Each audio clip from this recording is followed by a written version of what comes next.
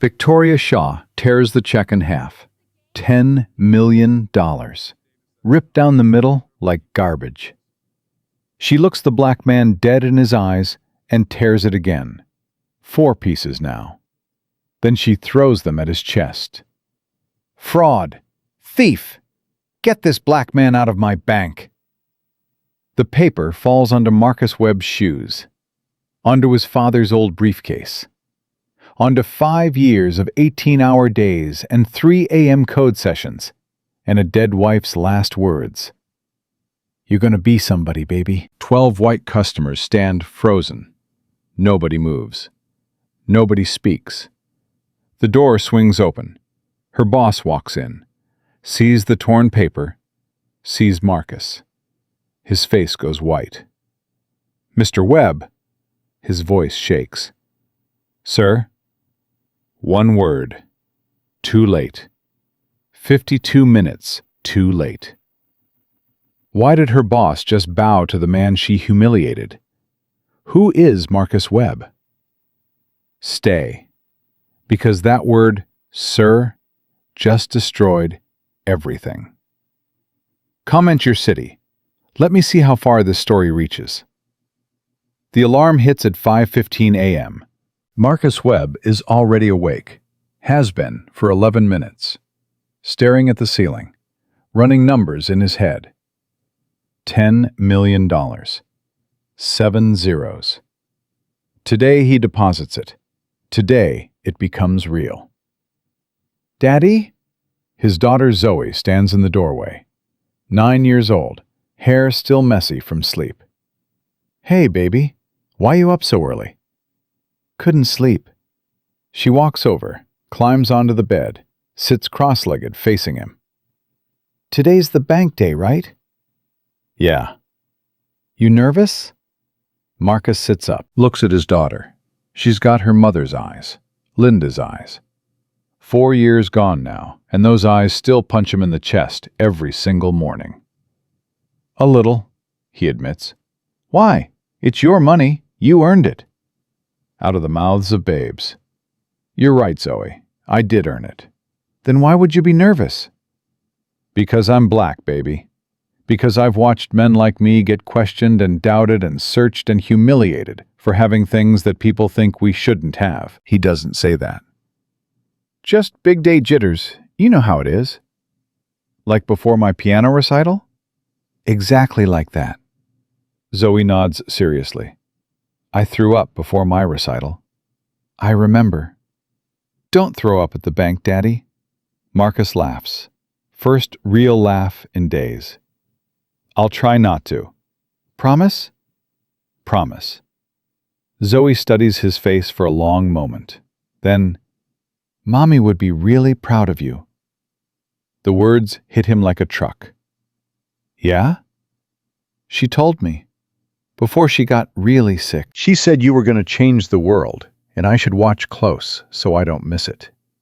Marcus pulls his daughter into a hug, holds her tight. She smells like strawberry shampoo and sleep and everything good he's ever done in his life. I miss her, Daddy. Me too, baby. Every day. Do you think she can see us? From heaven? I think she's watching right now. I think she sees everything. Then we better not mess up. Marcus pulls back, looks at his daughter. When did you get so smart? I've always been smart. You're just slow. Oh, I'm slow? Super slow. I'll show you slow. He tickles her. She shrieks and squirms and laughs until she's gasping for air.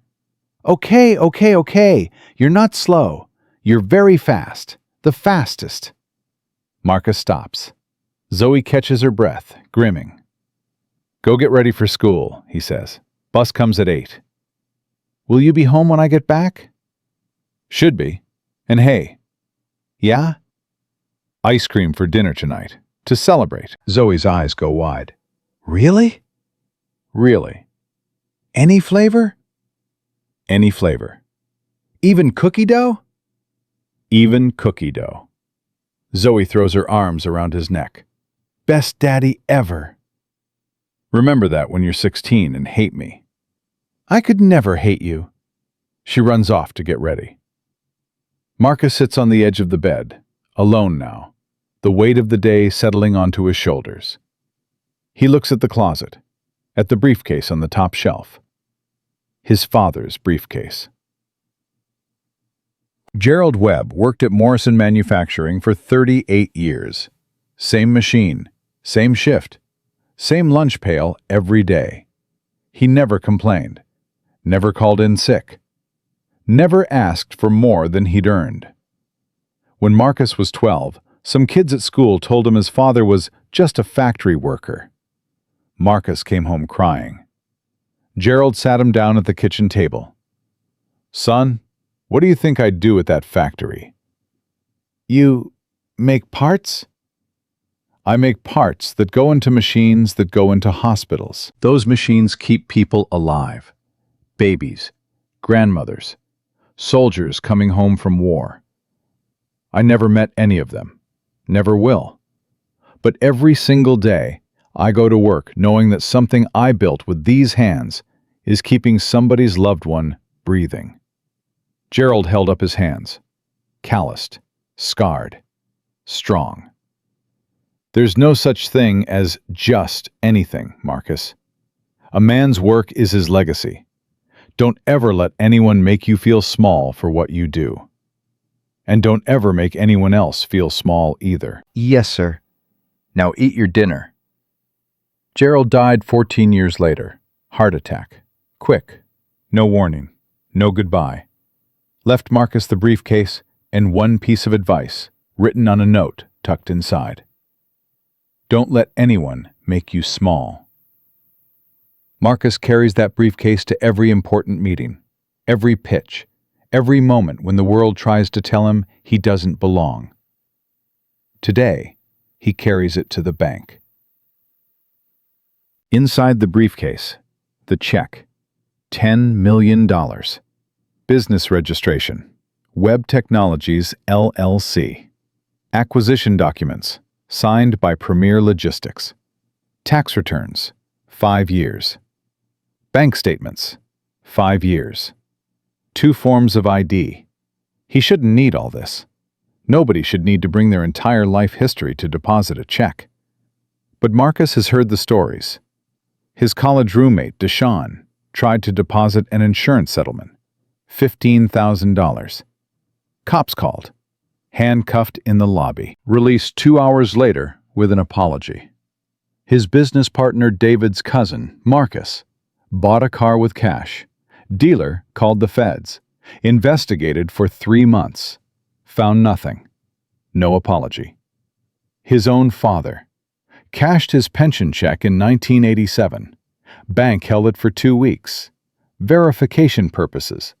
His mother couldn't buy groceries. So Marcus brings everything, every document, every proof, every piece of paper that says, I am legitimate, in language that people who doubt him might understand. He shouldn't have to. But this is America. And he's black. And $10 million is a lot of money for a man who looks like him to have. Daddy, I can't find my math homework. Marcus checks his watch. 7:42. 18 minutes until the bus. Did you check your backpack? Yes. Did you check under your bed? Silence. Then, found it. Mm-hmm. Zoe appears in the kitchen, homework in hand, looking guilty. It was only a little bit under the bed. A little bit? Like halfway. Halfway under the bed is fully under the bed. That's not how math works. Then maybe you need to study that homework more. Zoe groans. You always use my words against me. That's my job. She shoves the homework into her backpack, zips it, looks at Marcus with sudden seriousness. Daddy? Yeah, baby? Be careful today, okay? There it is again. That weight in her voice. That knowing. 9 years old and she already understands what it means to be them in this world. I'm always careful. I know, but extra careful? Please? Marcus kneels down, eye level with his daughter. I promise. Extra careful. And don't let anyone be mean to you. I won't.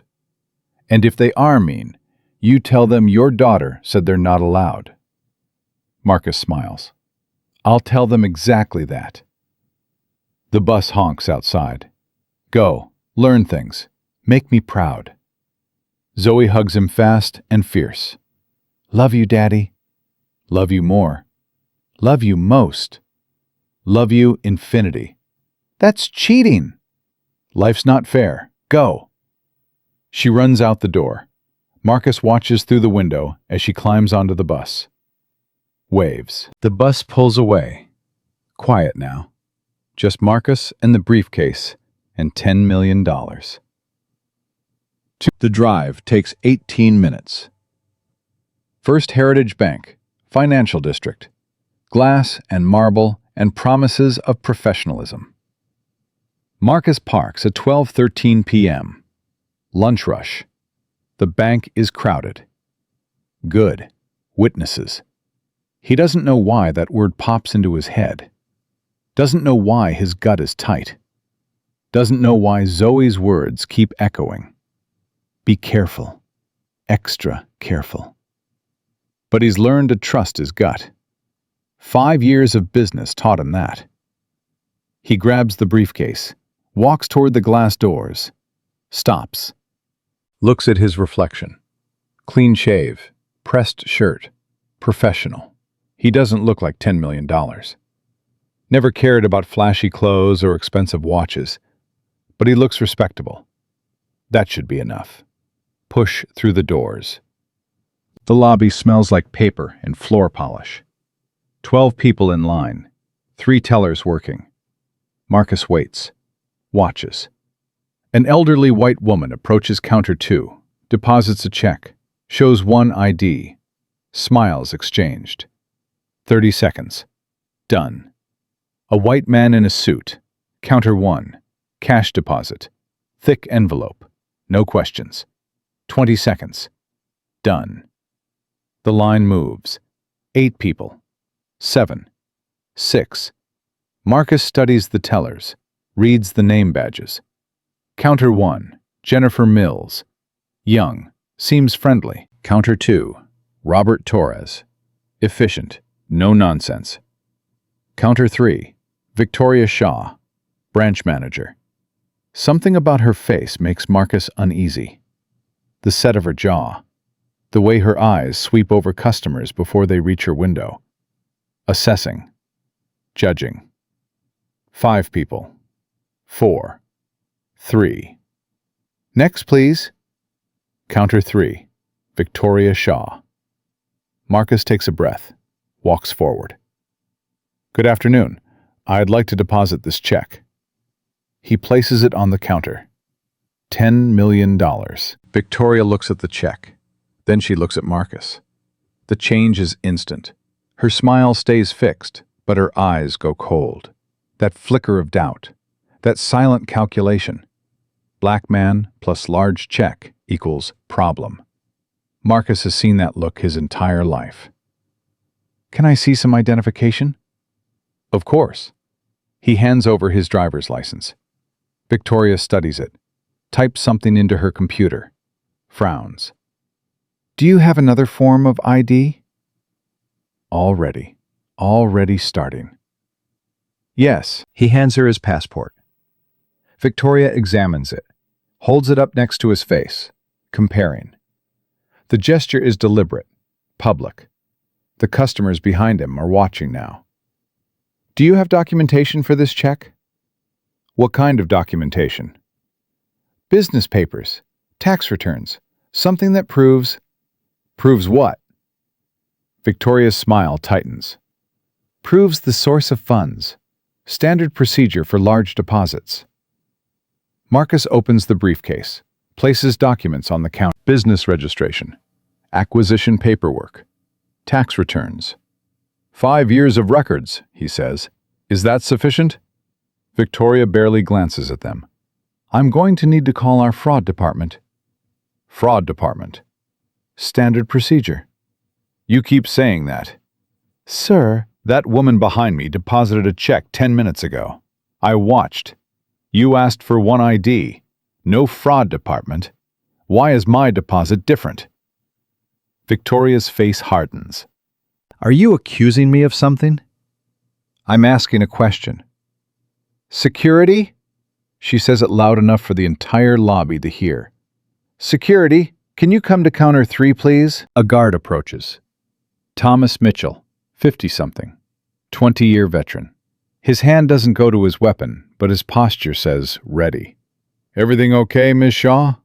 This gentleman is being difficult. I need him to wait while I verify his check. Difficult. For asking why he's being treated differently. Difficult. For expecting the same service as every white customer before him. Marcus reaches into his pocket. Slowly. Deliberately. Pulls out his phone. Places it on the counter. Sir, you can't record in here. Pennsylvania is a one-party consent state. I don't need your permission. Victoria's eyes flash. I'm asking you to step aside while I... No. The word lands hard. Excuse me? I said no. I'm not stepping aside. I'm not leaving. You're going to process this deposit or give me a written explanation for why you're refusing. This check is suspicious. Suspicious how? The amount is $10 million. I can read. What makes it suspicious? Victoria sputters. It's inconsistent with... With what? My clothes? My face? My skin? I never said you didn't have to. Silence. The lobby is frozen. 12 people watching. The security guard shifting his weight. Victoria's face cycling through emotions. Anger. Embarrassment. Something darker. Marcus stands firm. His father's voice in his head. Don't let anyone make you small. Victoria picks up the phone. Fraud department? Yes, I have a customer here with a $10 million check that appears inconsistent. I need verification. Inconsistent with what? Marcus wants to scream. Inconsistent with your assumptions? Inconsistent with your prejudice? He says nothing. Victoria listens, frowns. Her expression shifts. Something she hears bothers her. She hangs up, turns back to Marcus. Sir, I've been informed that additional documentation is required before... I've provided 5 years of documentation. What else could you possibly... Sir, I don't appreciate your tone. And I don't appreciate being treated like a criminal. Victoria stands. Her chair scrapes back. Something changes in her face. A decision made. She picks up the check. $10 million. Holds it between 2 fingers like it's contaminated. Looks Marcus dead in the eyes. And tears it. The sound cuts through the lobby like breaking glass. Victoria tears it again, 4 pieces. She crumples them, steps around the counter, and throws them at Marcus's chest. Paper scatters, falls, lands on his shirt, his shoes, his father's briefcase. This check is fraudulent. Her voice rings out across the lobby. And you, sir, are attempting to commit fraud. Security, remove this man. I'm calling the police. Marcus doesn't move. Can't move. 52 minutes. 52 minutes of questions and doubt and suspicion. And now this. Paper at his feet. 12 witnesses staring. A security guard reaching for his arm. And Victoria Shaw, smiling. Smiling. Like she won. Don't touch me. Marcus's voice is quiet, but the guard freezes. Sir, I need you to... I said, don't touch me. Marcus bends down, picks up the pieces, one by one, places them in an envelope. His hands aren't shaking. He won't give her that. What is your full name? Victoria crosses her arms. Victoria Shaw, branch manager. Now leave before... Marcus takes a photo of her badge. The torn pieces, the timestamp on the security camera. "Thank you, Miss Shaw. I have everything I need." The door opens. Robert Hayes walks into the lobby. Regional Vice President. 25 years with the bank. Stopped by to check on the new branch.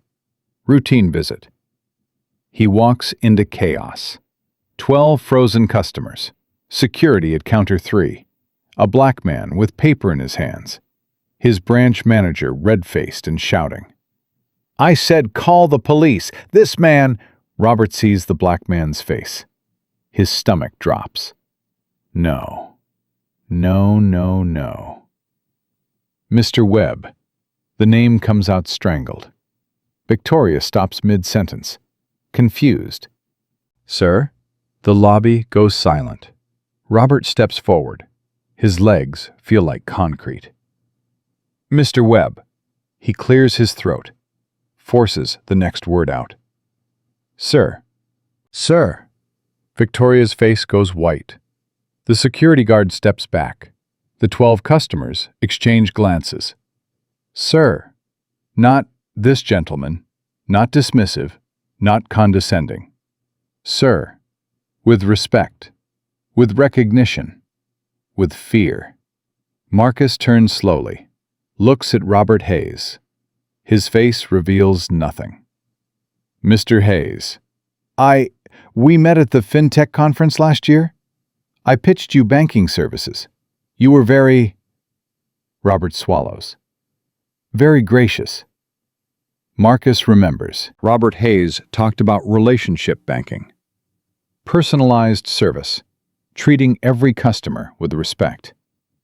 Ironic. "Your branch manager just destroyed my property," Marcus says.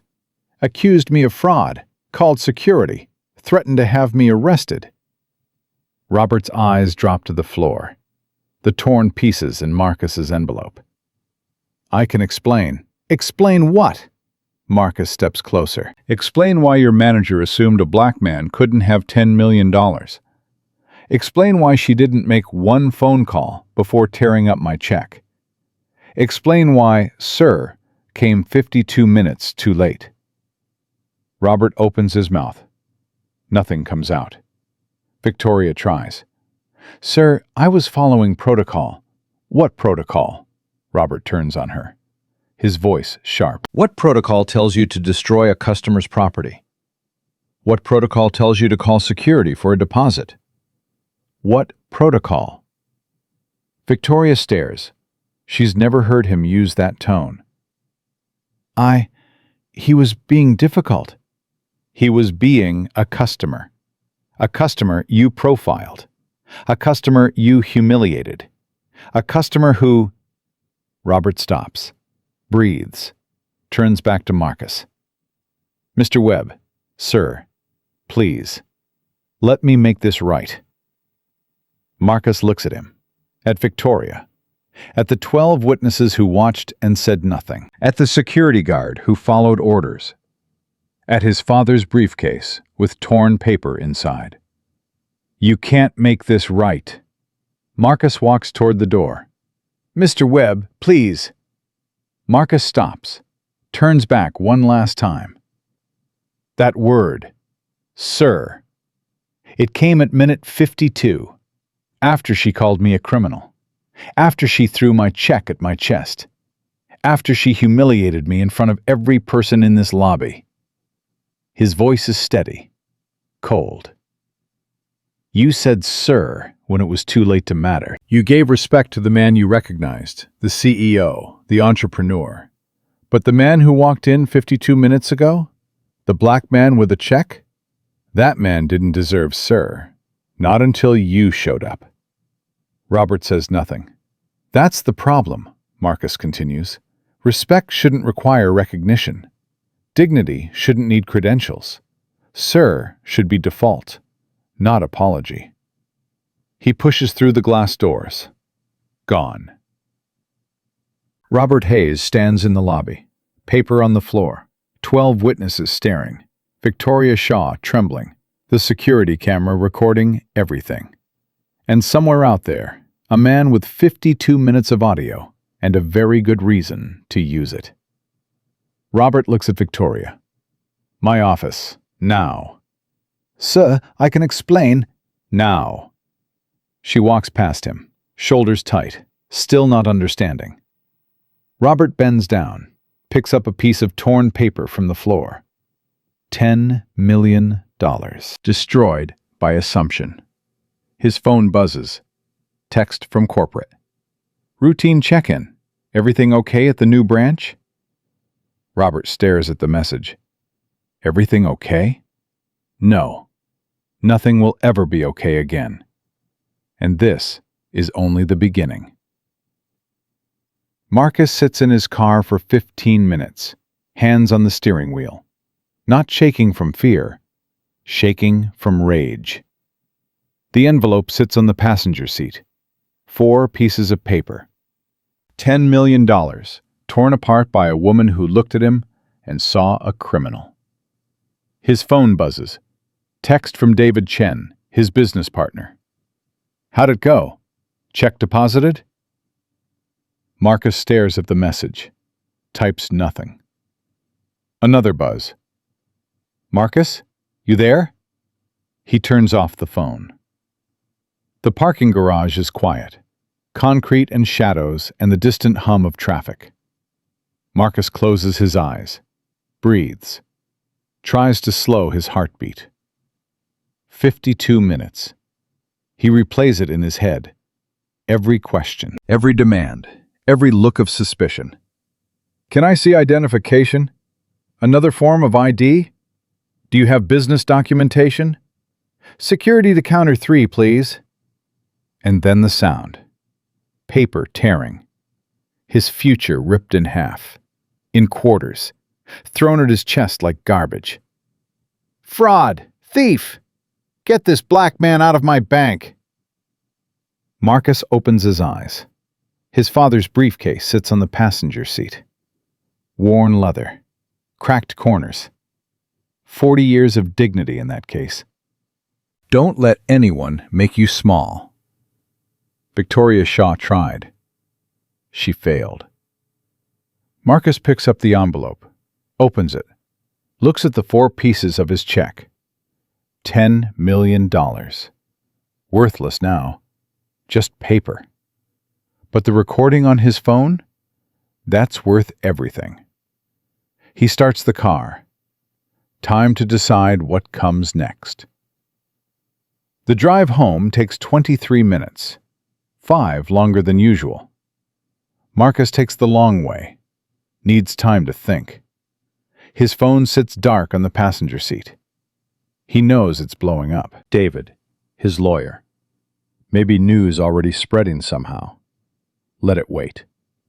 The apartment is empty when he walks in. Zoe won't be home for 3 more hours. Good. He needs this time alone. Marcus sets the briefcase on the kitchen table. Opens it, spreads out the documents. Business registration, still valid.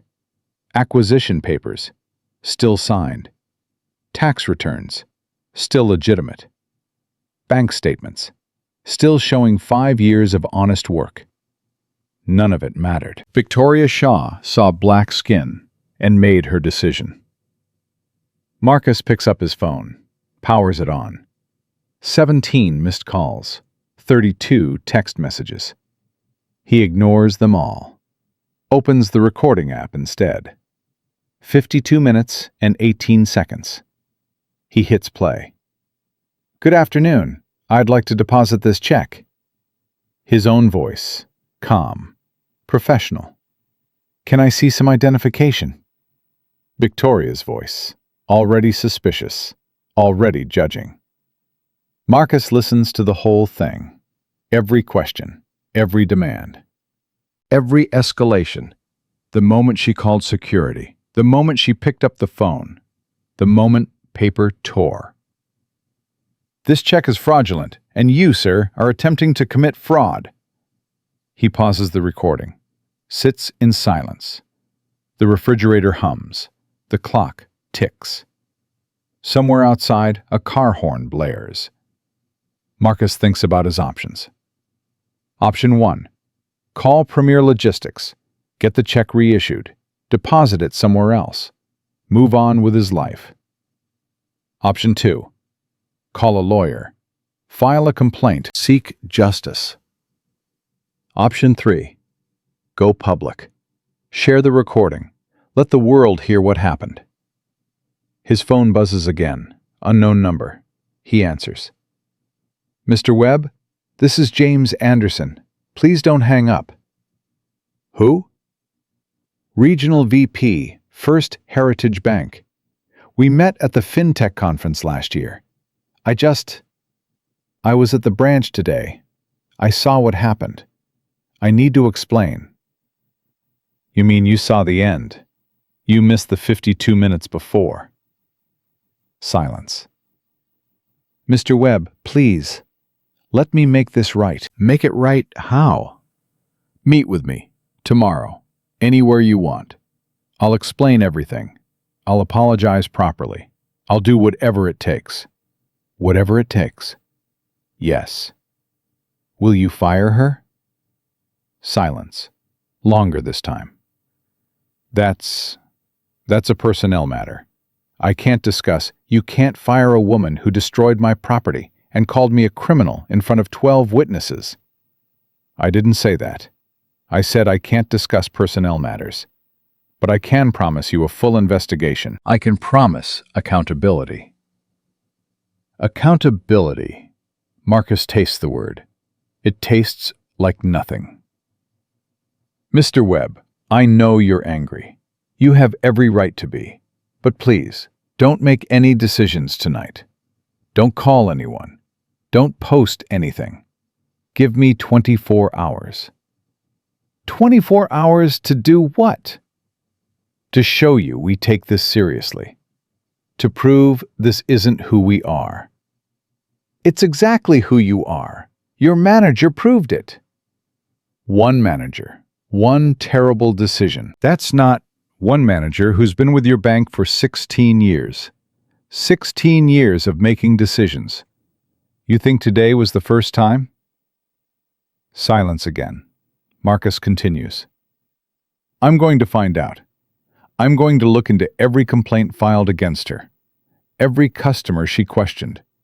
Every black person she made feel like a criminal for trying to access their own money. Mr. Webb, and when I find out this wasn't the first time, and we both know it wasn't, I'm going to make sure everyone knows. Please, just meet with me first. 24 hours, that's all I'm asking. Marcus looks at the 4 pieces of check on his table. 24 hours. What difference would it make?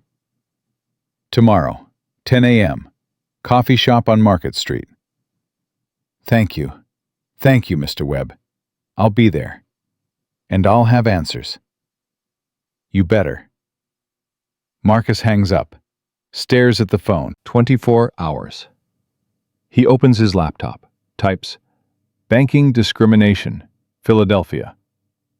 The results flood in. Articles, lawsuits, settlements, story after story of black customers denied service, questioned excessively, treated like suspects. He narrows the search. First Heritage Bank complaints. Fewer results. The bank is good at keeping things quiet. But there's a Reddit thread from 2 years ago. Has anyone else had problems at First Heritage Bank in Philly? Manager assumed my check was fake.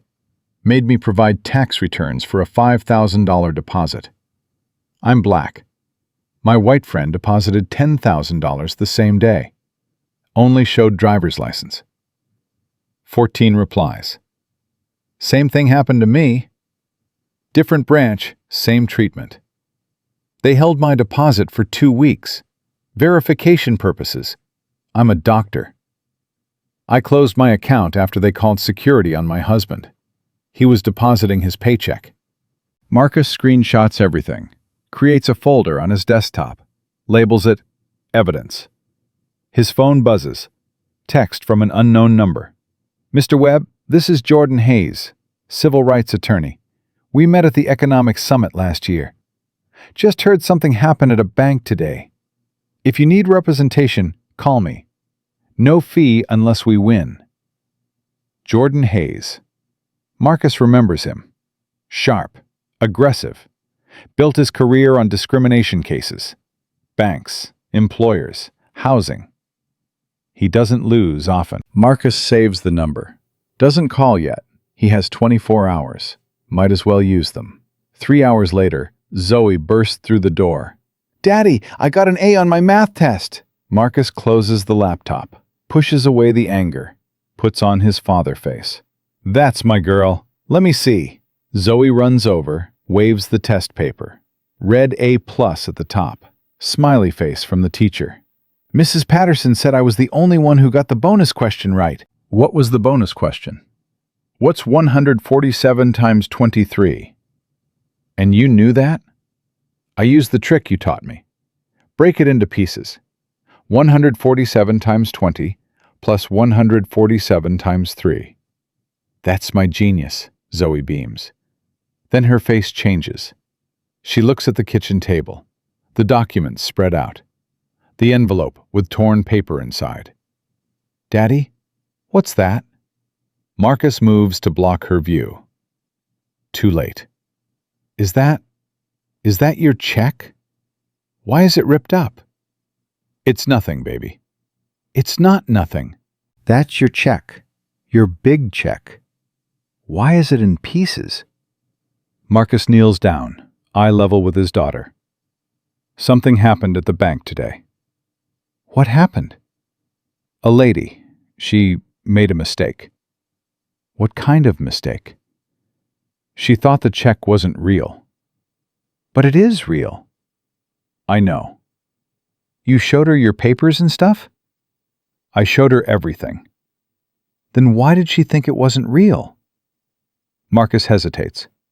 How do you explain racism to a 9-year-old? How do you tell your daughter that some people will always look at her and see less? "Sometimes," Marcus says slowly, "people make decisions based on what they think they see, instead of what's actually there." Zoe frowns. "That's dumb." "Yeah, it is." "So what happens now? Do you have to get a new check?" "Yeah, I'll call the company tomorrow." "And the lady who ripped it, does she get in trouble?" "I don't know yet." Zoe's face goes hard, that stubborn look she inherited from Linda. "She should get in trouble. She was mean to you." "Yeah." "You should tell someone." "I'm thinking about it." "Don't think about it. Do it." Marcus looks at his daughter, 9 years old, already understanding how the world works, already knowing that justice doesn't come to those who wait quietly. "You're pretty smart, you know that?" "I told you, you're the slow one." Despite everything, Marcus smiles. "Ice cream for dinner? You promised." "I did promise. Go wash your hands." Zoe runs off. Marcus looks at the torn check on the table. She should get in trouble. Don't think about it. Do it. Out of the mouths of babes. That night, after Zoe falls asleep, Marcus makes calls. First, Premier Logistics. "Mr. Webb, we heard what happened. Absolutely appalling. We'll have a new check ready first thing tomorrow. Want us to messenger it directly to your home?" "That would be great. And Mr. Webb, if you decide to pursue legal action, we'll support you however we can. What that woman did was criminal." "Thank you." Second call, David Chen. "Brother, I've been trying to reach you all day. What the hell happened?" "Bank manager tore up my check." "She what?" "Tore it up. Called me a fraud. Threw the pieces at my chest." "Please tell me you're joking." "Do I sound like I'm joking?" Silence. "Tell me you recorded it." "Every second." "How long?" 52 minutes. 52... Marcus, brother, that's a lawsuit. That's a news story. I know what it is. What are you going to do? "I'm meeting with the bank's regional VP tomorrow, hearing what he has to say." And then? Then I'm calling Jordan Hayes. The civil rights attorney? Yeah. Good, good. Don't let them buy your silence, Marcus.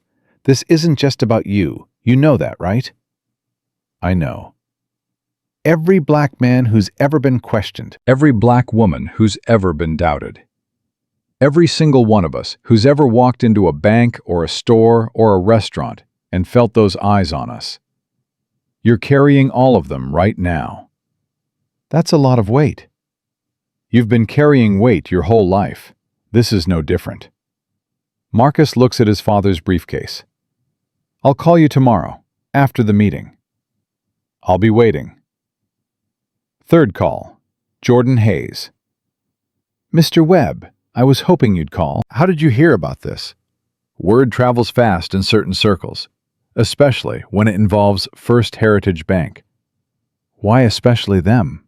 Let's just say you're not the first person they've mistreated. You might be the first with a 52-minute recording, though. What do you know about them? I know they've settled 3 discrimination complaints in the past 5 years, all sealed, all confidential, all involving customers of color. Sealed by who? By the customers who took their money and signed NDAs. How much money? Ranges $50,000, $100,000, one for $200,000. They're buying silence. They're very good at it. Most people take the money. Most people have bills to pay, can't afford to fight. I can afford to fight. I know, that's why I called. You're the perfect plaintiff, Mr. Webb. Successful, documented, sympathetic, and most importantly, you don't need their money. I don't want their money. What do you want? Marcus thinks about Victoria Shaw, about her smile as she threw paper at him, about the 12 people who watched and said nothing. I want accountability. Accountability is expensive. For them, I mean. Much more expensive than a settlement. Good. Jordan laughs. I like you, Mr. Webb. I think we're going to work well together. I haven't hired you yet. No, you haven't. But you will. After you meet with Anderson tomorrow and hear his bullshit offer, you'll call me, and we'll get to work. What makes you so sure? Because I know what they're going to offer. A replacement check, a personal apology, maybe some money for your trouble, and an NDA that ensures you never speak of this again. And if I don't sign, then they'll try to discredit you, question your business, dig into your past, make it seem like you provoked the incident. I didn't provoke anything. I know, but banks have money. Money buys lawyers. Lawyers create doubt. Let them try. That's the spirit. Call me tomorrow, after the meeting. I will. And Mr. Webb, don't sign anything. Don't agree to anything. Just listen. Then walk away. Got it. Good luck. Marcus hangs up, looks at the clock. 11:47 p.m. He should sleep. Big day tomorrow. But his mind won't stop. He opens his laptop again. The Reddit thread. The articles. The patterns. One comment catches his eye. Anyone know if First Heritage trains their managers to do this? Seems too consistent to be coincidence. Marcus stares at the words. Trains their managers. Too consistent. He types a response. I may have some answers soon. Stay tuned. Hits post. Closes the laptop. Tomorrow, he faces the bank. Tonight, he dreams of his father. Gerald Webb stands at his machine. Same posture, same patience, same dignity that no job title could ever diminish. You did good today, son. I got humiliated. You stayed standing. That's all that matters. I wanted to scream. I wanted to grab her. But you didn't. You stayed calm. You gathered evidence. You walked out with your head high. That's strength, Marcus. Not what you feel, what you do. I don't know what to do next. Yes, you do. You've always known. I'm scared. Good. Courage isn't the absence of fear. It's the decision that something else matters more. What matters more? Gerald smiles. That same smile Marcus remembers from childhood. Warm, steady, full of unshakable faith. Everyone who comes after you, everyone who walk into that bank tomorrow, everyone who needs to know that what happened to you won't be tolerated. That's a lot of people. You've got big shoulders. You'll manage. I miss you, Dad. I'm right here. Always have been. Always will be. Marcus wakes at 5:15 a.m., same time as always. But today feels different. Today, everything changes. The coffee shop on Market Street is quiet at 10 a.m. Marcus arrives early, takes a table in the back, orders black coffee, waits. Robert Anderson walks in at 9:58, punctual, nervous, carrying a leather folder that probably contains an offer Marcus won't accept. Mr. Webb, thank you for meeting me. Sit down. Anderson sits, doesn't order anything. His hands fidget with the folder. I want to start by apologizing. What happened yesterday was, skip the apology. Tell me what you're offering. Anderson blinks. Not the start he expected. Okay, well, First Heritage wants to make this right. We're prepared to offer you a replacement check immediately. No delays. No additional verification. Direct deposit, if you prefer. And a personal apology from myself and from corporate leadership. And, Anderson hesitates, and compensation for your trouble. We're authorized to offer $50,000 as a gesture of goodwill. Goodwill. Yes. And the NDA? Anderson's face flickers. There would be a confidentiality agreement. Standard practice. Standard practice for covering up discrimination. That's not... Let me tell you what I think, Mr. Anderson. I think Victoria Shaw has done this before. I think she's been questioned before. I think she's been reported before. And I think your bank has paid money every single time to make it go away. Anderson says nothing. I think you have a system. Target customers who don't look like they belong. Question them. Intimidate them. And when it blows up, write a check. Sign an NDA. Move on. That's not accurate. Prove it. I can't discuss personnel. You keep hiding behind that phrase. Personnel matters. Confidentiality. Standard practice. You know what I hear? I hear a man who knows exactly what his bank has been doing and doesn't want to admit it. Anderson's jaw tightens.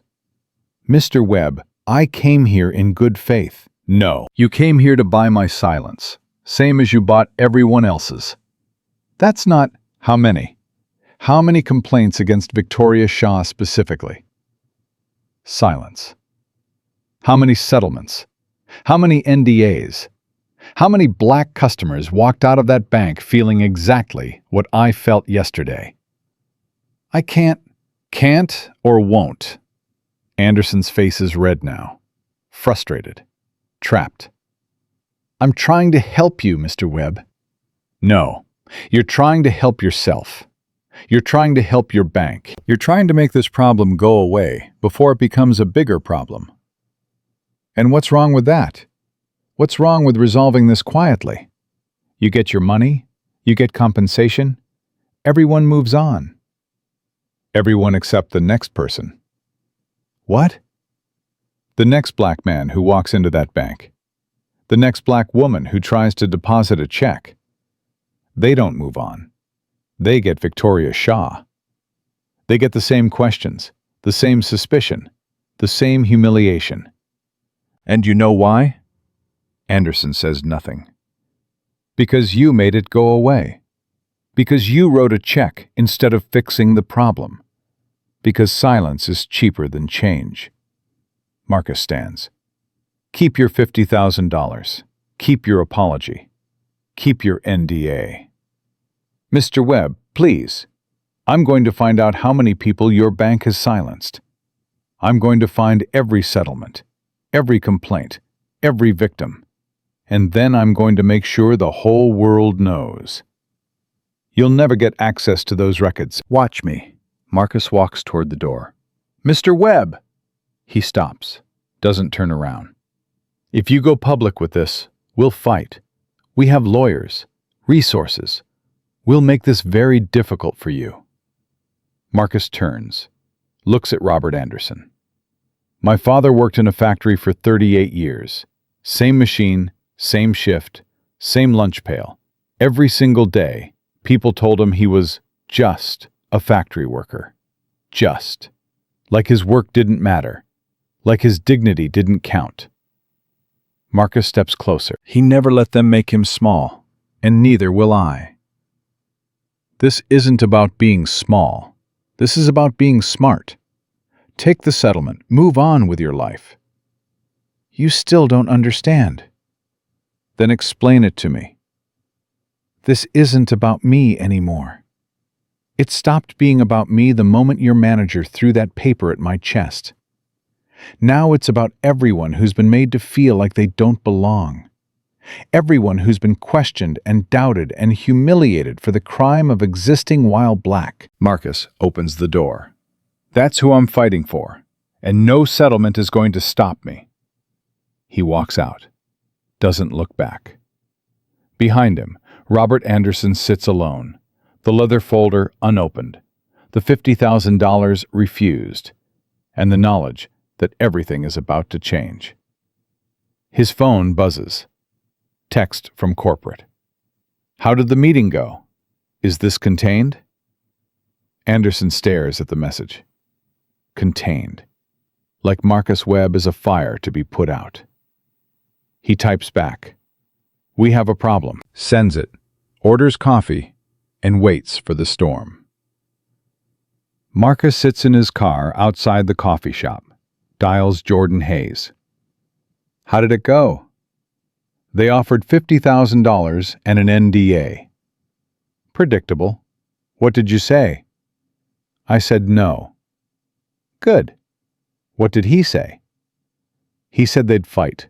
Lawyers, resources, make it difficult. Jordan laughs. They always say that. Then they see the evidence, then they see the public pressure, then they start negotiating for real. I'm not negotiating. I know. That's why we're going to win. What's the next step? I file a complaint with the State Banking Commission. Then I start digging. Personnel records, settlement history, pattern evidence. It'll take time, but we'll find everything. How much time? Weeks, maybe months. They'll stall. They'll fight discovery. Standard playbook. I don't want to wait months. What do you have in mind? Marcus looks at his phone, at the recording app. 52 minutes and 18 seconds. I have a story. I have evidence. I have witnesses. You want to go public. I want people to know what happened.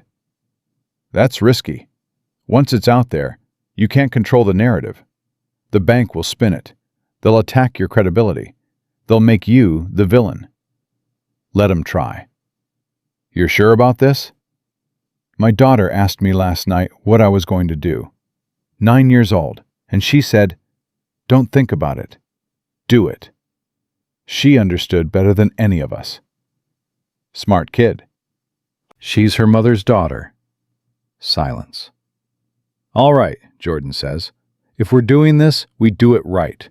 I know a journalist, Elena Martinez, Philadelphia Chronicle. She's been investigating banking discrimination for 2 years. She's fair. She's thorough. She'll tell your story properly. Set it up. Tomorrow? Today, if possible. I'll make some calls. Jordan? Yeah? Thank you for believing me. Mr. Webb, I've been doing this work for 12 years. I've seen what banks do to people who look like us. Your story isn't new. But your willingness to fight? That's rare. Most people take the money. Most people stay quiet. My father taught me better. Then let's make him proud. Marcus hangs up, starts the car, drives home. The pieces are in motion now. No turning back. The storm is coming. And for the first time since yesterday, Marcus feels something other than anger. He feels ready. Elena Martinez arrives at the coffee shop at 3 p.m. Same place Marcus met Anderson this morning. Different purpose entirely. She's younger than Marcus expected. Early 30s. Sharp eyes. Notebook already open before she sits down. Mr. Webb, thank you for agreeing to meet. Thank you for coming on short notice. Jordan said you have a story. He said it's important. It is. Elena pulls out her phone, sets it on the table. Mind if I record? Go ahead. I have my own recording anyway. Elena's eyebrows lift. Of our conversation? Of what happened at the bank. 52 minutes. Elena stops, puts down her pen. You recorded the entire incident? Every word.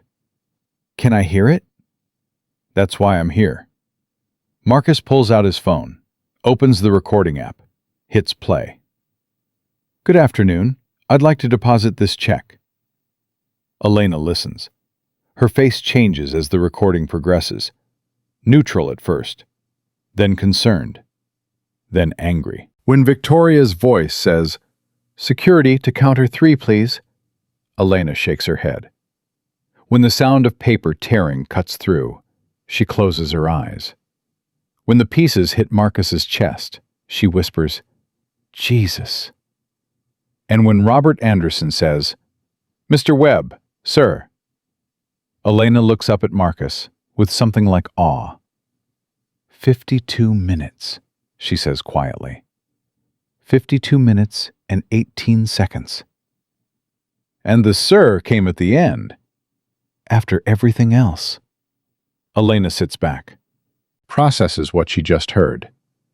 This is significant. You understand that, right?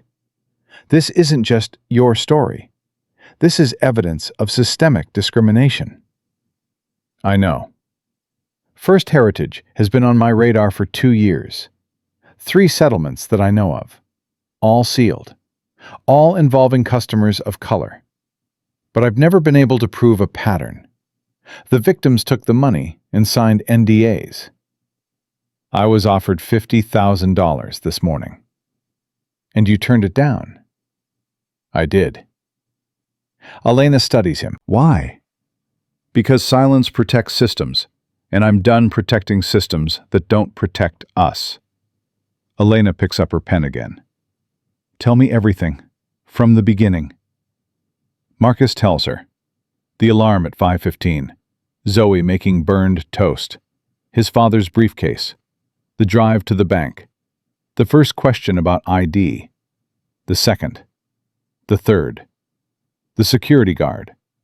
The phone calls. The tearing. The throwing. The word sir arriving 52 minutes too late. Elena writes furiously. Asks questions, clarifies details. The elderly woman who witnessed everything. You have her contact information? Helen Davis. She gave me her number before I left. Can I speak with her? I'll ask.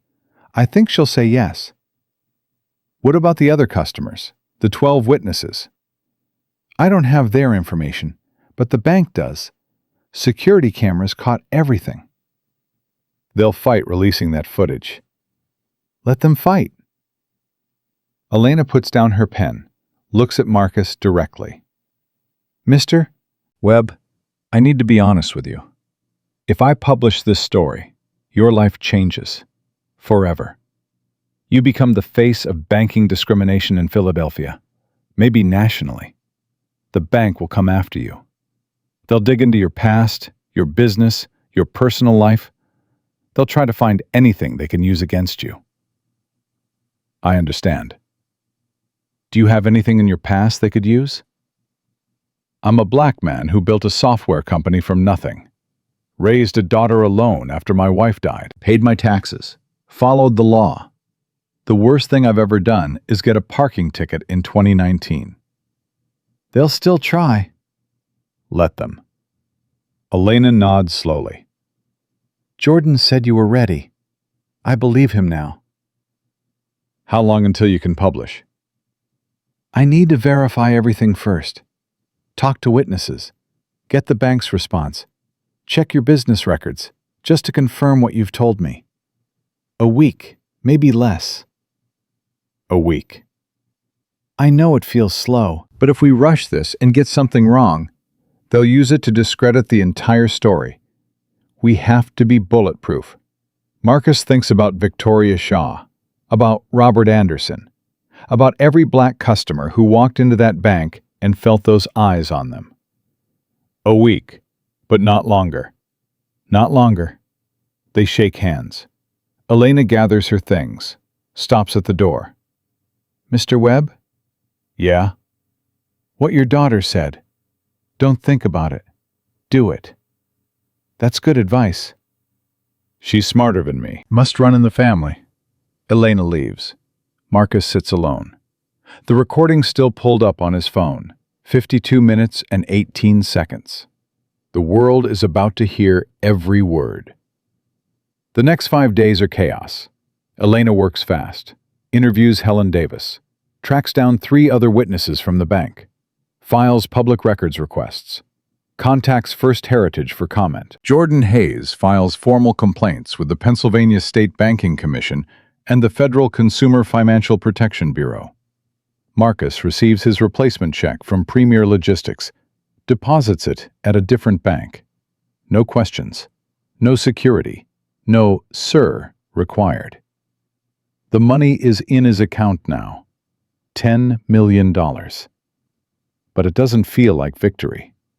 Not yet. On day 3, Jordan calls. We got something. What? A whistleblower. Inside First Heritage. They sent documents to Elena anonymously. What kind of documents? Training materials, internal memos, performance reviews. Marcus, this is bigger than Victoria Shaw. This goes all the way up. How far up? Corporate. They have a system, enhanced due diligence protocols for certain customers. Want to guess which customers? Tell me. The training manual lists high-risk zip codes that require extra verification. Every single zip code is in a black or Latino neighborhood. West Philly, North Philly, Germantown. All of them. Marcus feels the anger rise again, that familiar heat in his chest. They trained her to do this. They incentivized her to do it. Her performance reviews show bonuses for proactive fraud prevention. $8,500 last year alone. For doing exactly what she did to you. She got paid. She got paid. And protected. There are 12 complaints against her in her personnel file. 12, spanning 6 years. All from customers of color. And nothing happened. No discipline, no retraining, nothing. Because the bank wanted her to keep doing it. Because the bank made money from her doing it. Fewer risky deposits means lower liability. Lower liability means higher profits. They built a system that rewards discrimination. Marcus is silent, processing. This isn't just a lawsuit anymore, Jordan continues. This is a federal case. This is congressional testimony. This is front-page news. Elena has the documents? She's verifying them now, cross-referencing with public records, making sure everything is authentic. How long? 2 more days. She wants to publish this weekend. Maximum impact. 2 more days. Marcus looks at his father's briefcase. They're going to fight back, hard. They're going to fight back, desperate. But we have evidence. We have witnesses. We have 52 minutes of audio. And now we have their own training manuals proving this was policy. What about the other victims? The ones who signed NDAs? I'm reaching out to them, confidentially. Some of them might be willing to break their agreements if they see others standing up. They'll get sued. Maybe, but NDAs covering illegal discrimination are often unenforceable. We can argue they were signed under duress. Victims didn't have the resources to fight, so they took what was offered. How many victims? So far, 17 who've responded to me, but I think there are more. A lot more. 17. 17 people who felt what Marcus felt, who were questioned, doubted, humiliated, who took the money and stayed quiet because they didn't have a choice. I want to meet them. What? The other victims. I want to meet them, talk to them, let them know they're not alone. Marcus, that could complicate the legal case. I don't care about the legal case. I care about the people. I've been thinking about this all week. What happened to me was wrong. But I have resources. I have a platform. I have $10 million in the bank. What about the person who got humiliated over a $500 deposit? What about the single mother who got security called on her for cashing her paycheck? What about them? Jordan is quiet. You're talking about a movement. I'm talking about people. Real people who deserve to know that someone believes them, that someone sees them, that someone is willing to stand up and say, "This happened to me too." That's a lot bigger than a lawsuit. It needs to be bigger than a lawsuit. Lawsuits end in settlements. Settlements end in NDAs. NDAs end in silence. And silence lets them keep doing it. So, what are you proposing? Marcus looks out the window, thinks about his daughter's words. Don't think about it. Do it.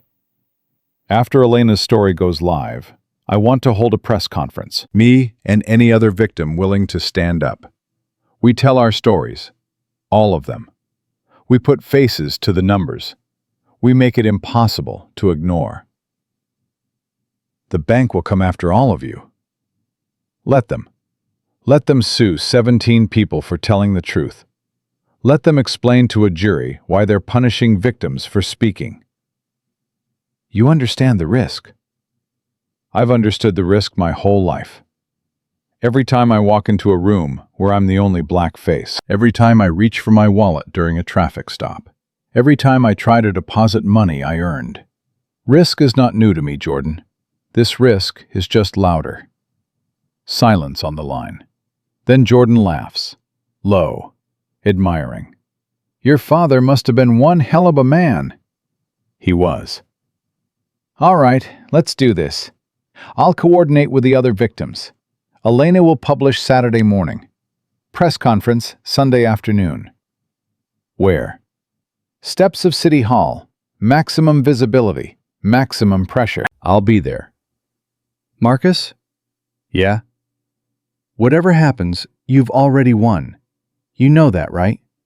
The moment you decided not to stay quiet, you won. Winning isn't enough. I want change. Then let's go get it. They hang up. Marcus sits in silence. Saturday morning. 2 days away. Everything changes then. On day 4, the bank makes its move. Marcus's phone rings at 7 a.m. Unknown number. Mr. Webb, this is Richard Morrison, CEO of First Heritage Bank. Marcus sits up in bed. Didn't expect this. Mr. Morrison, I apologize for calling so early. I understand you're planning to speak with the media. Word travels fast. I want to offer you an opportunity before things go too far. I'm listening. Meet with me today, in person. Let me show you that First Heritage takes this seriously. Let me share what we're doing to address the situation. You've had 6 years to address the situation. 12 complaints against Victoria Shaw alone. What's different now? Silence. You've seen her personnel file. I've seen enough. Mr. Webb, I'm not going to pretend we handled this perfectly. We didn't. But going to war with us benefits no one. The legal fees alone will consume years of your life. And for what? A settlement that you could have right now? What are you offering? $1 million. Personal apology from myself and the entire executive team. Victoria Shaw terminated immediately. Comprehensive review of all policies. And your choice of charitable donation, another $1 million to any organization you select. $2 million. More than they've ever offered anyone. Marcus thinks about what that money could do. For Zoe, for the scholarship fund in his father's name, for the other victims. And the NDA? Standard confidentiality agreement. Nothing unusual. Meaning I can't talk about what happened. Meaning the matter is resolved privately, with dignity for all parties. Dignity. The word tastes like ash. Mr. Morrison, you want to know what dignity looks like? Dignity is being treated like a human being when you walk into a bank. Dignity is not having to bring 5 years of tax returns to deposit a check. Dignity is not having security called on you for trying to access your own money. I understand you're angry. You don't understand anything. You think this is about money. It's not. You think this is about me. It's not. This is about every single person who walked into your bank and was made to feel less than. Every person who took your settlement and signed your NDA because they didn't have a choice. Every person who felt what I felt and had no one to stand with them. Mr. Webb, I'm not signing your NDA. I'm not taking your money. And I'm not stopping until everyone knows exactly what First Heritage has been doing. You're making a mistake. No, I'm making a choice. Same choice my father made every day of his life. To stand up instead of bow down. To speak instead of stay silent. To refuse to be made small. We'll fight you. I know. We have resources you can't imagine, and I have something you don't. The truth. Marcus hangs up. His hands are shaking, not from fear, from purpose.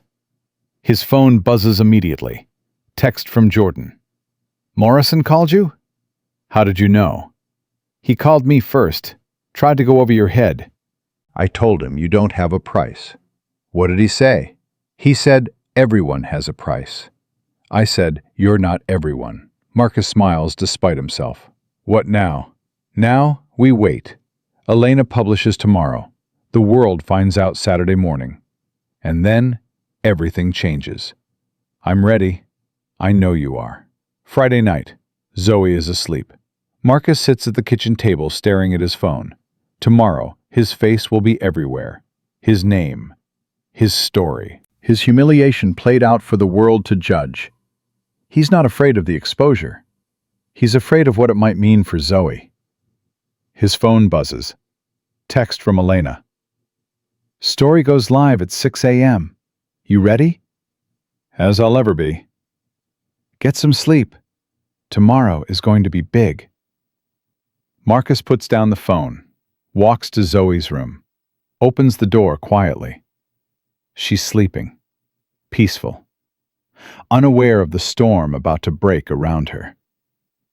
Marcus sits on the edge of her bed, just watches her breathe. I'm doing this for you, he whispers. For your future, for the world you're going to grow up in. I want it to be better than the one I got. I want you to walk into any room, any bank, any office, any space, and be seen for who you are, not what you look like. Zoe stirs, doesn't wake. Your grandmother told you I was going to change the world. I don't know if I can do that, but I can try. I can stand up. I can speak out. I can make sure that what happened to me doesn't happen to someone else's father, someone else's daughter. He kisses her forehead. I love you, baby, more than anything. More than $10 million. More than justice, more than being right. He stands. But I have to do this. I have to. Because if I stay quiet, I'm teaching you that silence is safer than truth. And that's a lesson I refuse to pass down. Marcus walks to the door. Stops. Your grandfather would be proud of you. I know he is. I can feel him watching. Both of them. Your mom and your grandpa. Right there beside us. Cheering us on. He closes the door softly. Goes back to the kitchen. Picks up his father's briefcase. Opens it. Inside, the note. Gerald Webb's handwriting. Faded, but legible. Don't let anyone make you small. Marcus holds the note to his chest. Tomorrow. Everything changes tomorrow. Saturday, 6 a.m. The Lena's article goes live. Banking while black.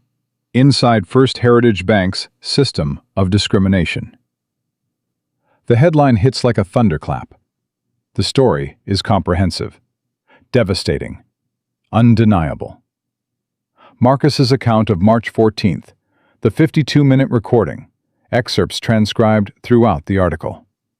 Helen Davis's witness statement, 3 other customer testimonies, the leaked training manual with its high-risk zip codes, Victoria Shaw's performance reviews, showing bonuses for discrimination, the 12 ignored complaints, the 3 sealed settlements, and the audio clip that will define everything. Mr. Webb, sir. The word sir arriving 52 minutes too late. By 7 a.m., the article has 100,000 views. By 8 a.m., 300,000. By noon, 1.2 million. The comment section becomes a confessional. This happened to me at First Heritage in 2019. They made me provide 3 pay stubs for a $2,000 deposit. I'm black. The white customer ahead of me showed 1 ID. Victoria Shaw denied my small business loan, called my business plan unrealistic. I'm a doctor. The loan was for $15,000. I had $200,000 in assets. Different branch, same experience. Security called. Handcuffed in the lobby. Released with an apology. No real apology, just a form letter. The stories multiply. Dozens, then hundreds. First Heritage's stock drops 8% by market close. Corporate issues a statement at 2 p.m. First Heritage Bank takes these allegations extremely seriously. Ms. Shaw has been suspended pending investigation. We are committed to diversity, inclusion, and respectful service for all customers. The statement is torn apart online within minutes. Suspended? Not fired? After 12 complaints? Committed to diversity? Your training manual targets black neighborhoods. This isn't one employee, this is company policy. Hashtag boycott First Heritage. The hashtag trends nationally by 4 p.m. Marcus's phone doesn't stop buzzing. Interview requests. CNN, MSN, BC, NPR, local news, national news, podcasts, radio shows. Jordan fields them all. We'll do 1 interview today, NPR. Then the press conference tomorrow. That's the strategy. Build momentum. The NPR interview airs at 6 p.m. Mr. Webb, when Regional Vice President Robert Anderson said, "Sir," what did you feel? Marcus pauses, considers his words. I felt like respect was being given to the wrong version of me. He said sir to the CEO he recognized, the successful entrepreneur. But he should have been saying it to the black man his employee had just humiliated. Because respect shouldn't require recognition. It should be default. The clip goes viral. Respect shouldn't require recognition. The phrase becomes a hashtag, a rallying cry. By midnight, 500,000 people have shared it. Sunday morning, press conference day. Marcus wakes at 5 a.m. Doesn't need the alarm. Zoe is still asleep. He sits in the kitchen, coffee in hand, father's briefcase on the table. This is it. This is the moment everything either falls apart or comes together. His phone buzzes. Text from Jordan. 17 victims confirmed, all coming to the press conference. We've got a movement. 17. 17 people who felt what he felt. 17 people ready to stand together. Marcus types back. See you at City Hall. He goes to wake Zoe. Baby, wake up. Zoe stirs, rubs her eyes. Daddy, what time is it? Early. I need to talk to you about something. Zoe sits up, instantly alert. She knows that tone. What's wrong? Nothing's wrong, but today is going to be a big day. I'm going to be on TV. A lot of people are going to hear what happened at the bank. The lady who ripped your check? Yeah, her, and the bank she works for. Are they in trouble? They're going to be. Zoe nods seriously. Good. They should be in trouble. But here's the thing, baby. Some people might say mean things about me. Online. Maybe at school. People who don't understand why I'm doing this. Why are you doing this? Marcus sits on the edge of her bed, takes her hand. Because what happened to me happens to a lot of people who look like us. And most of them can't fight back. They don't have the money. They don't have the platform. They just have to take it and stay quiet. That's not fair. No, it's not. So I'm fighting back. For them. For us. For you. Zoe squeezes his hand. Mommy would want you to fight. Yeah? She always said you were brave. The bravest person she ever met. Marcus feels tears prick his eyes. I don't feel brave. That's what brave people always say. In the movies. Right before they do something amazing. Marcus laughs, pulls his daughter into a hug. I love you so much. I love you too, Daddy. Now go kick their butts. Zoe, language. You said butts is okay. I said it's borderline. Borderline is still okay. Marcus laughs again, kisses her forehead. Mrs. Patterson is taking you today. You'll stay with her until I'm done. Can I watch on TV? If Mrs. Patterson says it's okay. She'll say yes. She thinks you're a hero.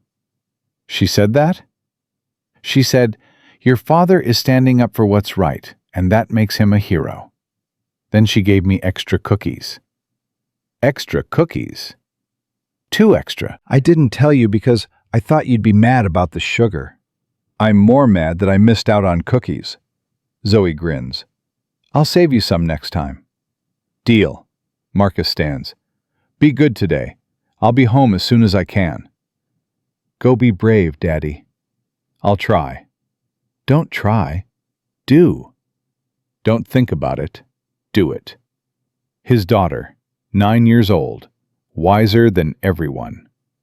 Marcus walks to the door. Daddy? He turns. Yeah, baby? I'm proud of you. Just like Mommy. Just like Grandpa. The tears come now. Marcus doesn't fight them. Thank you, Zoe. That means everything. He leaves before he loses his composure completely. City Hall steps, 2 p.m. The crowd is larger than anyone expected. Journalists, cameras, supporters, protesters, signs reading, "Respect shouldn't require recognition," and "Justice for Marcus," and #Boycott First Heritage. And on the steps, 17 people. 17 victims of First Heritage Bank, standing together, ready to speak. Marcus looks at them. An elderly man who was questioned over a $3,000 deposit from his pension. A young woman who had security called on her for trying to open a checking account. A business owner whose loan was denied despite perfect credit. A grandmother who was humiliated in front of her grandchildren. All of them. All with stories. All tired of silence. Jordan steps to the microphone. Ladies and gentlemen, thank you for being here. Today we stand together, not as plaintiffs, not as victims, but as witnesses. Witnesses to a system that has discriminated against customers of color for years. A system that rewarded employees for profiling. A system that paid for silence instead of change. The crowd is silent, listening. You've heard Marcus Webb's story, the 52 minutes, the torn check, the word "sir" that came too late. But Marcus is not alone. Behind me are 17 people with similar stories. Different branches, different years, same treatment. Jordan turns to Marcus. Mr. Webb? Marcus steps to the microphone, looks out at the crowd, the cameras, the faces, the moment. His father's voice in his head. Don't let anyone make you small. 5 days ago, Marcus begins, I walked into First Heritage Bank with a check for $10 million. 5 years of work. 5 years of sacrifice. 5 years of proving that a black man from West Philly could build something worth buying. He pauses, breathes. I walked out with torn paper on my chest and a reminder that success doesn't erase assumptions. But here's what I've learned since then. I'm not special. What happened to me happens every single day to people who don't have $10 million, who don't have lawyers, who don't have platforms. They just have to take it and stay quiet and hope tomorrow is better. Marcus looks at the 17 people behind him. These are some of those people. They're here because they're tired of hoping. They're here because silence protects systems. They're here because dignity shouldn't require credentials, and respect shouldn't require recognition. He turns back to the cameras. To First Heritage Bank, this is not a negotiation. This is a reckoning. You built a system that treats customers of color like criminals. You trained employees to profile. You rewarded discrimination. You paid for silence. That ends today. The crowd erupts. Cheers, applause, signs waving. Marcus doesn't smile. This isn't victory yet. This is just the beginning. One by one, the other victims step forward. They tell their stories, the questions, the suspicion, the humiliation.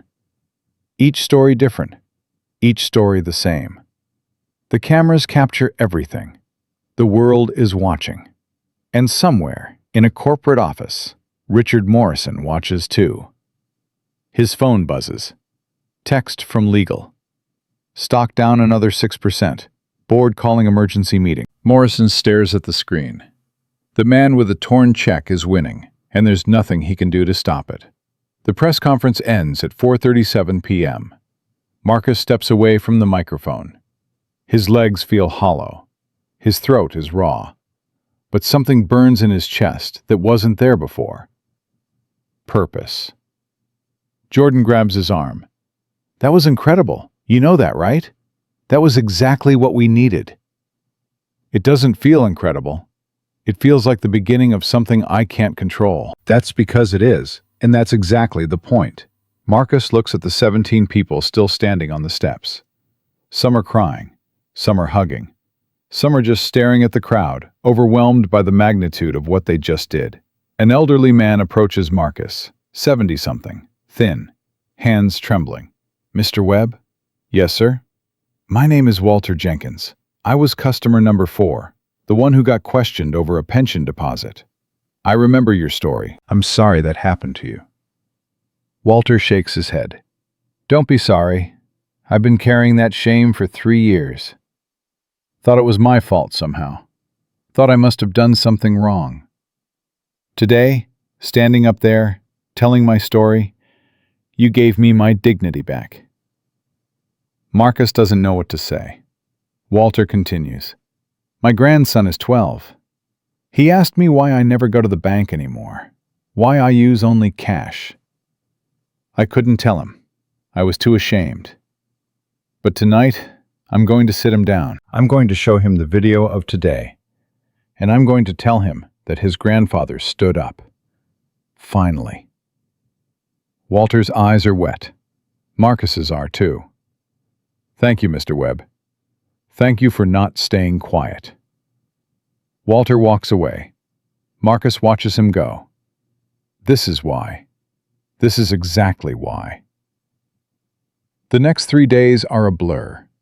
Monday morning, the Pennsylvania State Banking Commission announces a formal investigation into First Heritage Bank. All branches, all customer complaints from the past 6 years, full scope. Monday afternoon, 3 more victims come forward.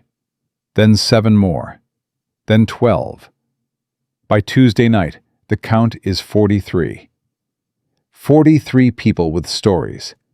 43 people who felt what Marcus felt. Jordan calls at 11 p.m. We need to talk. Can you come to my office tomorrow morning? What's wrong? Nothing's wrong. Something's very right. But you need to hear this in person.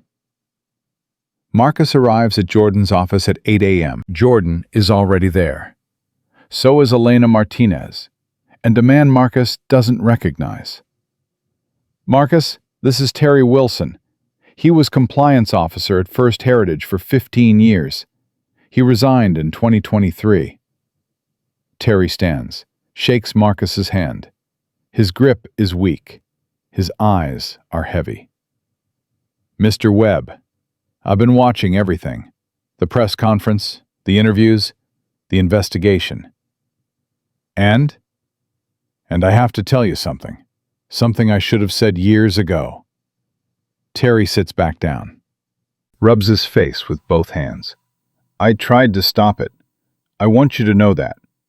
I raised concerns internally, wrote memos, flagged complaints, but every time I got the same response. Settlements are cheaper than change. What do you mean? I mean the bank knew. Corporate knew. The training manuals, the high-risk zip codes, the performance bonuses. None of that was accidental. It was policy. Deliberate policy designed to reduce risk by profiling customers of color. You have proof? I have emails. I have meeting minutes. I have a recording of Richard Morrison himself explaining why settlements are preferable to systemic reform.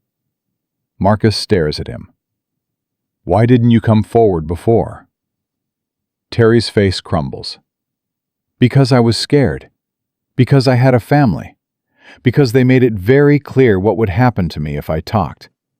They threatened to sue me, to destroy my reputation, to make sure I never worked in banking again. So what changed? You did. Watching you stand up there with 43 people behind you. I realized I'd been protecting the wrong side. I'd been protecting myself when I should have been protecting them. Jordan leans forward. Terry came to me last night. He's willing to testify. He's willing to provide everything he has.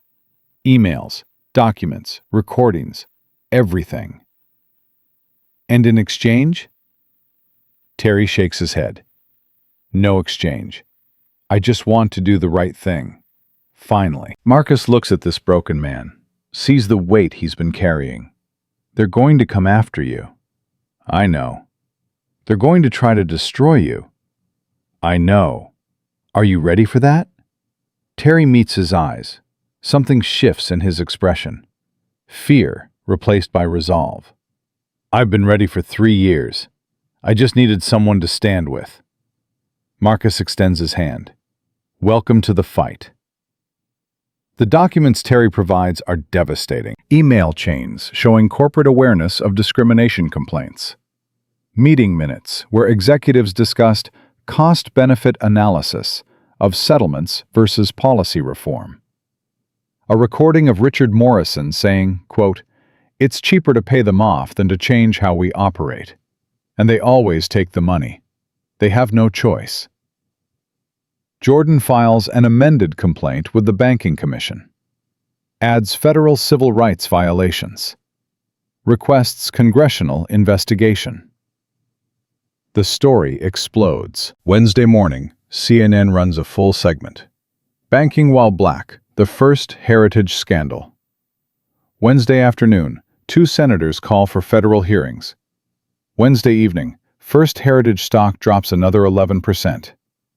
Thursday morning, Richard Morrison resigns. The announcement comes at 9 a.m. After much reflection, I have decided to step down as CEO of First Heritage Bank. This decision is not an admission of wrongdoing, but a recognition that the bank needs new leadership to navigate this challenging time. Marcus watches the press conference on his laptop. Zoe sits beside him, eating cereal. "Is that the bad guy, Daddy?" "One of them." "He doesn't look sorry." "He's not sorry for what he did. He's sorry he got caught." "What's the difference?" "Everything, baby. Everything." Morrison's resignation changes nothing. The investigation continues. The lawsuits multiply. The victims keep coming forward. By Friday, the count is 67. 67 people. 67 stories. 67 reasons why Marcus refused to stay quiet. Friday afternoon, Jordan calls. The Banking Commission wants to hold public hearings, testimony under oath. They want you to go first. When? 2 weeks, May 14th. I'll be there. Marcus, this is big. This isn't just a hearing. This is history. The first public testimony on systemic banking discrimination in Pennsylvania. I know. Are you ready? Marcus thinks about his father, about Linda, about Zoe, about every person who stood on those City Hall steps. I've been ready my whole life. The 2 weeks pass quickly. Marcus prepares his testimony with Jordan. They go over every detail, every moment, every word. Elena publishes 2 more articles. One on Terry Wilson's documents, one on the expanding list of victims, now numbering 81. First Heritage announces comprehensive reform measures, new training programs, bias audits, customer complaint hotlines. Jordan calls it window dressing. They're trying to look like they've changed before the hearings. Don't let it fool anyone. Marcus doesn't. The night before the hearing, Zoe asks to sleep in his bed. Why, baby? Because you're nervous. I can tell. I'm not nervous. You're doing the thing where you don't eat your dinner. I ate some of it. 3 bites, Daddy. 3 bites is not dinner. Marcus sighs. His daughter knows him too well. Okay, I'm a little nervous. About tomorrow? Yeah. What are you scared of? Marcus thinks about it. Really thinks. I'm scared that it won't matter. That I'll say everything I need to say, and nothing will change. That the bank will pay some fines and issue some apologies, and everything will go back to the way it was. Zoe climbs onto the bed, sits cross-legged facing him. Remember when I had to do the speech for class? About someone I admire? I remember. I was so scared. I thought everyone would laugh at me. I thought I'd forget my words. I thought it would be terrible. But it wasn't. It was still scary, but I did it anyway. And even if everyone had laughed, I still would have been proud because I tried. Marcus looks at his daughter, this small human who somehow became wiser than him. When did you get so smart? I told you, I've always been smart. You're the slow one. You keep saying that. Because it keeps being true. Marcus pulls her close, holds her tight. I love you, Zoe. I love you too, Daddy. Now go to sleep. Big day tomorrow. Yes, ma'am. Zoe grins. That's more like it. May 14th, Pennsylvania State Banking Commission, room 402. Every seat is filled. Cameras line the walls. Journalists crowd the back. Outside, protesters carry signs. Marcus sits at the witness table, Jordan beside him. Across the room, First Heritage's legal team. 8 lawyers, expensive suits, confident expressions. At the front, Commissioner Patricia Williams, 72 years old, 30 years on the commission.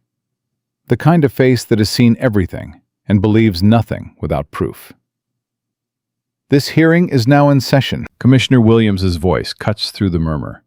We are here to investigate complaints of discriminatory practices at First Heritage Bank. All testimony will be under oath. Recordings are permitted. Mr. Webb, you may begin. Marcus stands, looks at the cameras, the journalists, the packed room. Thinks about his father. Don't let anyone make you small. My name is Marcus Webb. On March 14th of this year, I walked into First Heritage Bank to deposit a check for $10 million. The room is silent.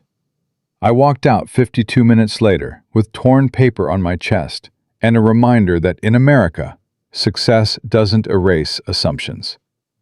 He tells the story, every detail. The alarm at 5:15, Zoe's burned toast, his father's briefcase, the first request for ID, the second, the third, the security guard, the phone calls, the tearing, the throwing, and then the word. Mr. Webb, sir. He pauses. The regional vice president arrived at minute 52. He recognized me from a conference, and suddenly I deserved respect. Suddenly I was sir. But for 52 minutes before that, I was a suspect, a criminal, a black man who couldn't possibly have $10 million. Marcus looks directly at Commissioner Williams. That word, sir, it arrived too late. Not too late to save Victoria Shaw's career. Too late to save my dignity. Too late to undo what 12 customers witnessed. Too late to matter. He takes a breath. But I'm not here for myself. I stopped being here for myself the moment I saw how many others had the same experience. 81 victims and counting. 81 people who were questioned, doubted, humiliated, made to feel like criminals for the crime of banking while black. He gestures to the crowd. They're here, in this room, watching, waiting, hoping that today, finally, someone with power will say, "This is wrong. This must stop. This will not be tolerated." Commissioner Williams nods slowly. Thank you, Mr. Webb. We have some questions. The questions come for 2 hours. Details about the incident, details about the recording, details about his interactions with bank management. Then, Victoria Shaw is called to testify. She enters through a side door, escorted by lawyers, face pale, hands shaking. She's sworn in, sits down, doesn't look at Marcus. Jordan conducts the examination. Ms. Shaw, on March 14th, you refused to process a deposit from Marcus Webb. Why? Victoria's voice is barely audible. The amount seemed inconsistent. Inconsistent with what? With standard deposits. You've processed large deposits before, millions of dollars. What was different about Mr. Webb's deposit? Silence. Ms. Shaw? I followed protocol. What protocol tells you to destroy a customer's property before verification? What protocol tells you to call security for a routine deposit? I was trained. Let's talk about that training. Jordan introduces the training manual, the high-risk zip codes, the performance bonuses. Were you aware that these zip codes correspond to predominantly Black and Latino neighborhoods? I didn't think about it that way. Did you receive bonuses for proactive fraud prevention? Yes. How much last year? $8,500. And how many of your fraud prevention cases involved customers of color? Victoria's lawyer objects. Commissioner Williams overrules. Ms. Shaw, answer the question. Victoria's face is white now. Trapped. I don't. I don't have exact numbers. Would you say most? Half? Nearly all? Silence. Miss Shaw. Most. Most of them. The room erupts. Commissioner Williams calls for order. Jordan continues. Miss Shaw, there are 12 complaints in your personnel file, all from customers of color, all spanning 6 years. Were you ever disciplined for any of them? No. Were you ever retrained? No. Were you ever even warned? No. So the bank knew. They had 12 complaints, and they did nothing. Victoria says nothing. In fact, they rewarded you. With bonuses, with promotions, with 16 years of employment. Victoria's lawyer tries to intervene. Commissioner Williams silences him. Ms. Shaw, I have one final question. Jordan leans forward. When you tore up that check, when you threw those pieces at Marcus Webb's chest, what were you thinking? Silence. Were you thinking about protocol? About fraud prevention?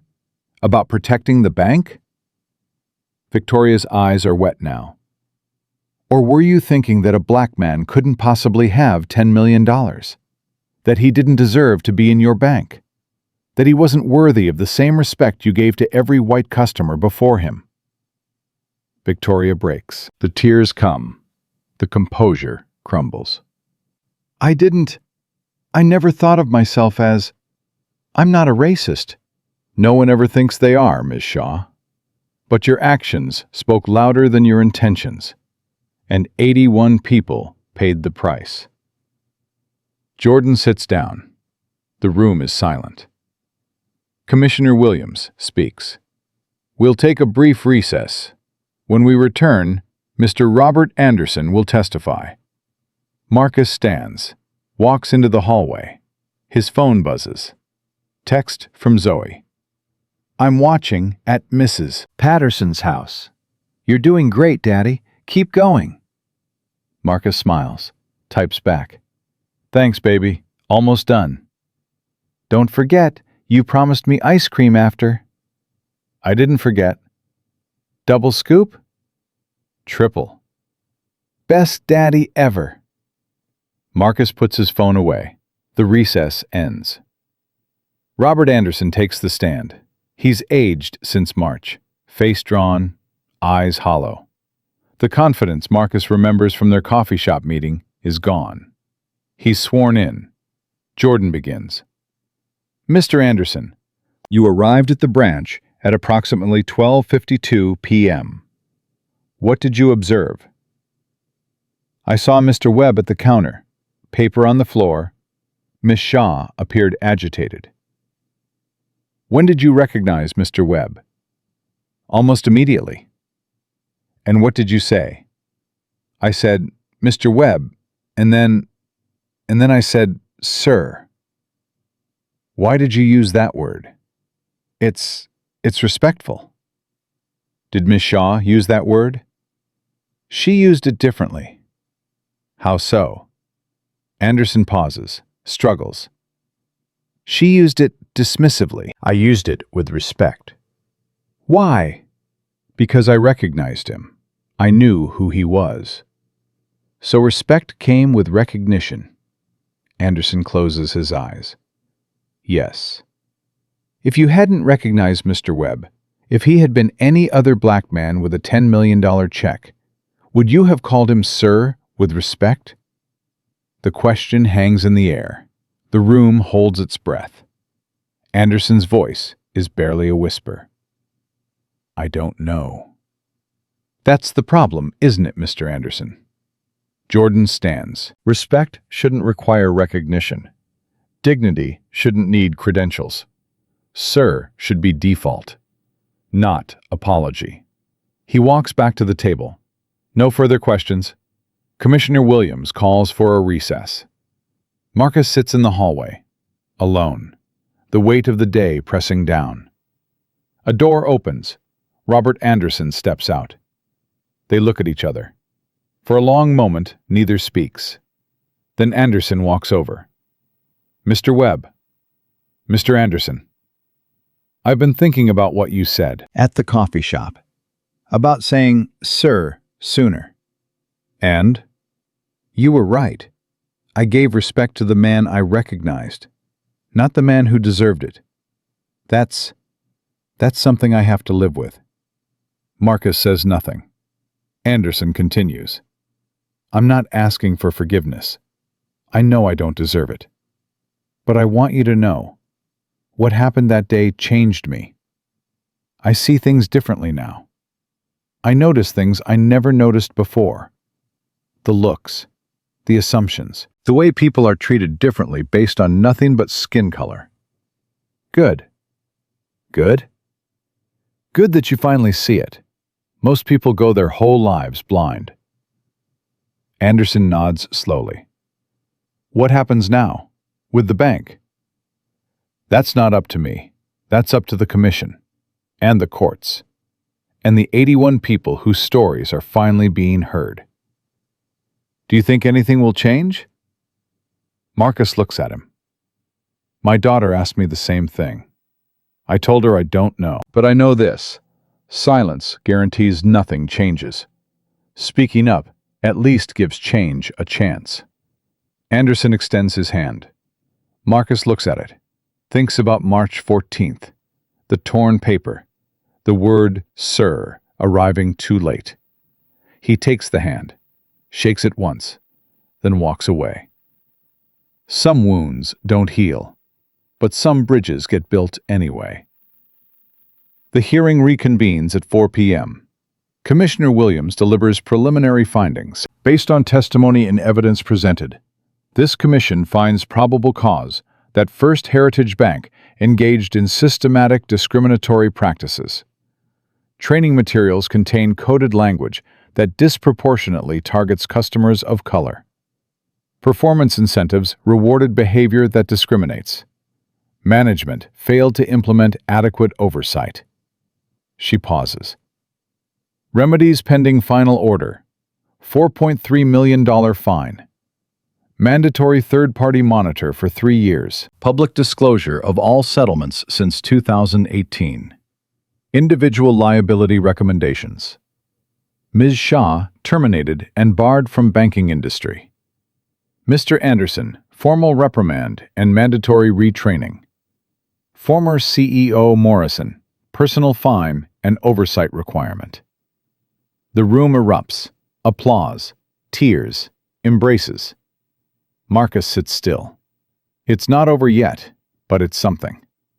Commissioner Williams continues. Additionally, this commission orders the establishment of a $5 million fund for victim compensation.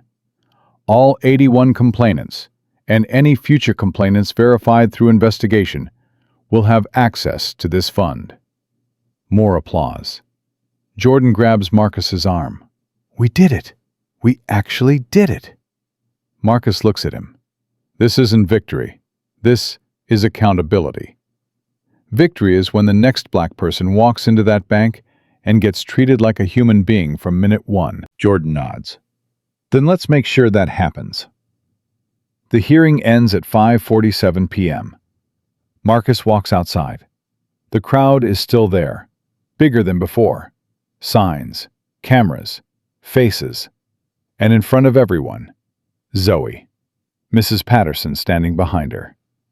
Daddy! Zoe runs through the crowd, launches herself into Marcus's arms.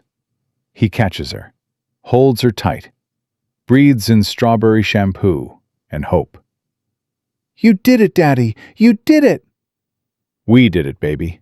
All of us. Mrs. Patterson let me watch the whole thing, even the boring parts. There were boring parts? The lawyer stuff. But your part was really good. Just good? Amazing. The best. Everyone was crying at Mrs. Patterson's house. Marcus laughs, sets her down. Mrs. Patterson approaches. Mr. Webb, I just want you to know, we're all so proud of you. What you did today, it matters. It really matters. Thank you. And Zoe was incredible. She explained everything to my grandson, better than the TV people. Marcus looks at his daughter. Is that right? Zoe shrugs. Someone had to make it make sense. What did you tell him? I told him my daddy stood up for people who couldn't stand up for themselves. And that's what heroes do. Marcus's throat tightens. I'm not a hero, baby. Yes, you are, and I'm going to tell everyone. Marcus pulls her close again. The cameras flash. The crowd cheers. But Marcus doesn't hear any of it. He only hears his father's voice. Don't let anyone make you small. He never did. And now, neither will anyone else. 6 months later, September. The leaves are starting to turn. Philadelphia wears gold and red, like a city finally shedding its old skin. Marcus Webb wakes at 5:15 a.m. Same time as always. Some habits never break. But everything else has changed. The apartment is different now. Bigger. New neighborhood. Better school district for Zoe. The $10 million finally doing what money is supposed to do. Building a future. Marcus lies in bed for a moment, stares at the ceiling. Thinks about March 14th, 187 days ago. Feels like a lifetime. Feels like yesterday. Daddy?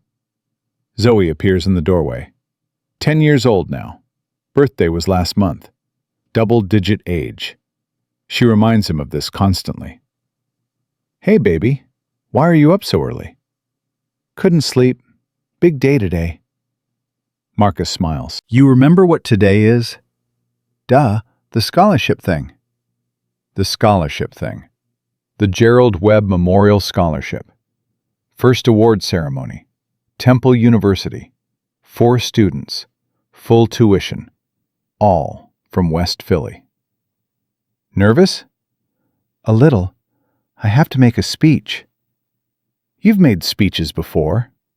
Not to a whole university. Zoe climbs onto the bed, sits cross-legged. Same position. Same serious face. What are you going to say? I don't know yet. Daddy, the ceremony is in 6 hours. I work well under pressure. You're impossible. I learned from you. Zoe rolls her eyes, but she's smiling. They've done a lot of smiling these past 6 months. After everything that happened, the hearings, the settlement, the media circus, Marcus worried that Zoe would be affected, that kids at school would treat her differently, that the weight of it all would crush her. Instead, she thrived. Her teacher told Marcus that Zoe had become a leader in class, standing up for other kids, speaking out when she saw something wrong, refusing to stay quiet. Where did she learn that? The teacher asked. Marcus didn't have an answer. He didn't need one. What do you want for breakfast? Marcus asks. Pancakes. We had pancakes yesterday. And variety is important. Pancakes are important. You're impossible. I learned from you. Marcus laughs. First real laugh of the day. Some things never change. Thank God. The drive to Temple takes 35 minutes. Marcus and Zoe in the front seat. Jordan Hayes in the back. You ready for this? Jordan asks. As I'll ever be. The press will be there. Cameras, reporters. They'll want comments. I know. Stick to the scholarship, the students, the future. Don't let them drag you back into the bank stuff. The bank stuff is why we're here. I know, but today isn't about the fight. Today is about what comes after. Marcus nods. What comes after? That's the question he's been asking himself for months. After the hearings, everything accelerated. First, Heritage Bank accepted a consent decree, $4.3 million in fines. 5-year monitoring program, complete overhaul of training procedures, public disclosure of all discrimination settlements since 2015, 47 settlements, 47 NDAs, 47 voices that had been silenced. Not anymore. The Victims' Compensation Fund distributed $5.2 million. 81 original complainants. 34 more who came forward after the hearings. Every single one received acknowledgement, apology, payment. Not enough to heal the wounds, but enough to say, "We see you. We believe you. What happened to you was wrong." Victoria Shaw was terminated, barred from the banking industry for life. Last Marcus heard, she was working at a call center in New Jersey. He didn't feel satisfaction when he heard that. He didn't feel anything. Revenge was never the point. Robert Anderson resigned voluntarily, took a position at a nonprofit focused on financial literacy in underserved communities. He sent Marcus a letter 3 months ago. "Mr. Webb, I know I can never undo what happened, but I can spend the rest of my career trying to prevent it from happening to someone else. Thank you for showing me what I couldn't see. Respectfully, Robert Anderson." Marcus kept the letter, didn't respond. Some bridges get built, some distances remain. Both can be true. Temple University appears through the windshield. "We're here," Zoe announces unnecessarily. "I can see that. Just making sure. You're old. Your eyes might be going." "I'm 39. "Like I said, old." Jordan laughs from the back seat.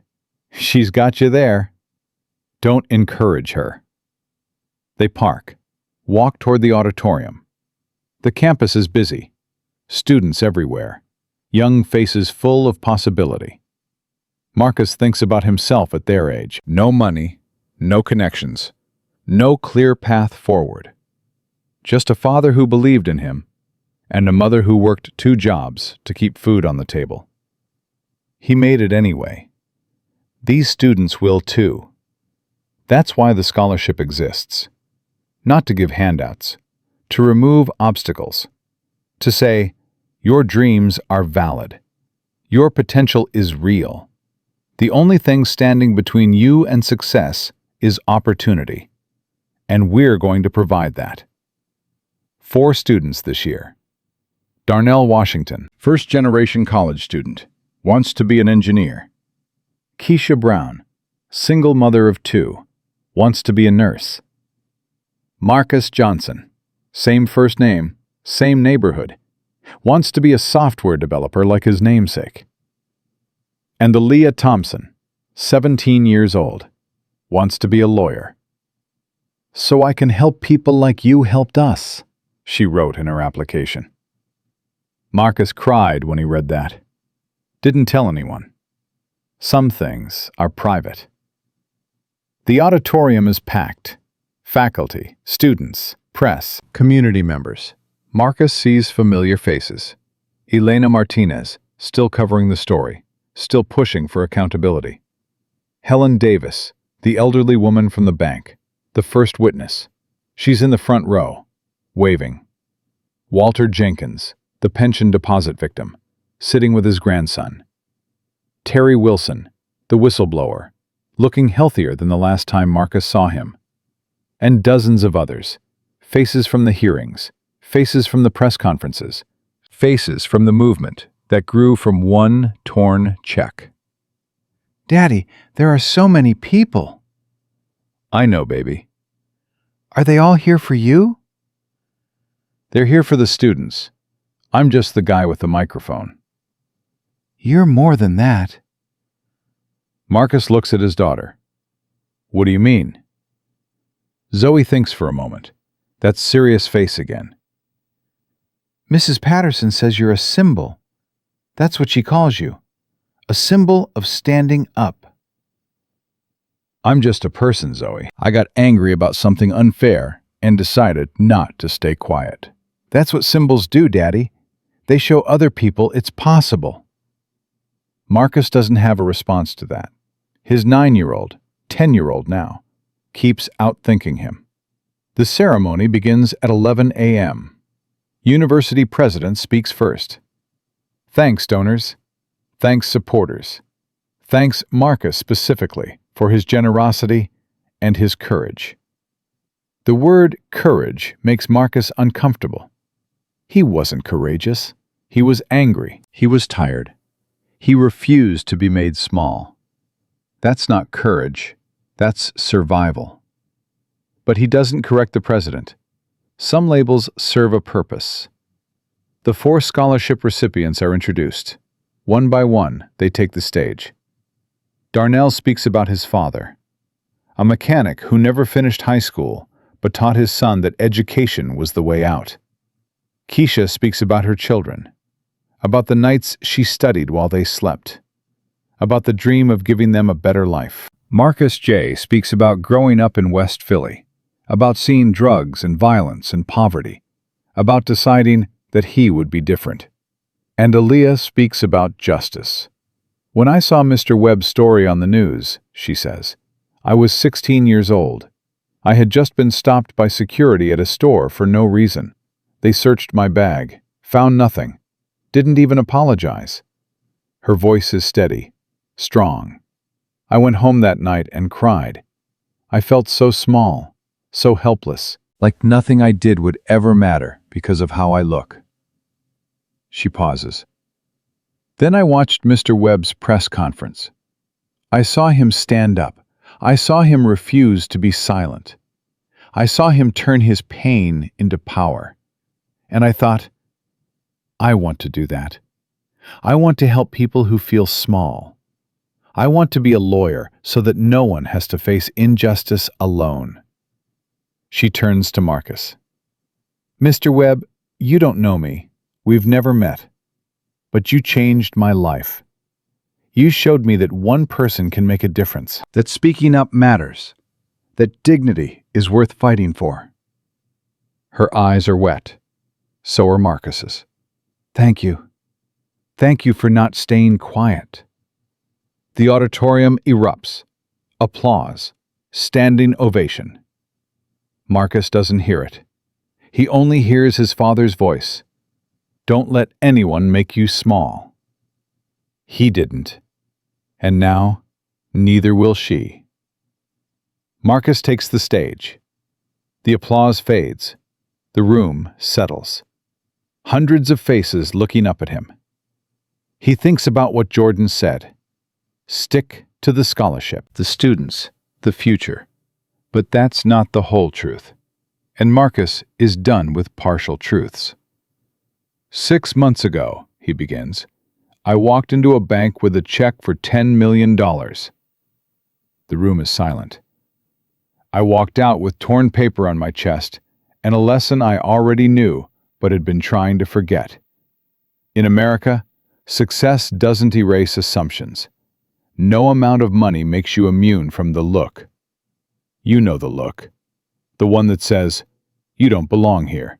You couldn't possibly have earned this. You must be lying, cheating, stealing. He pauses.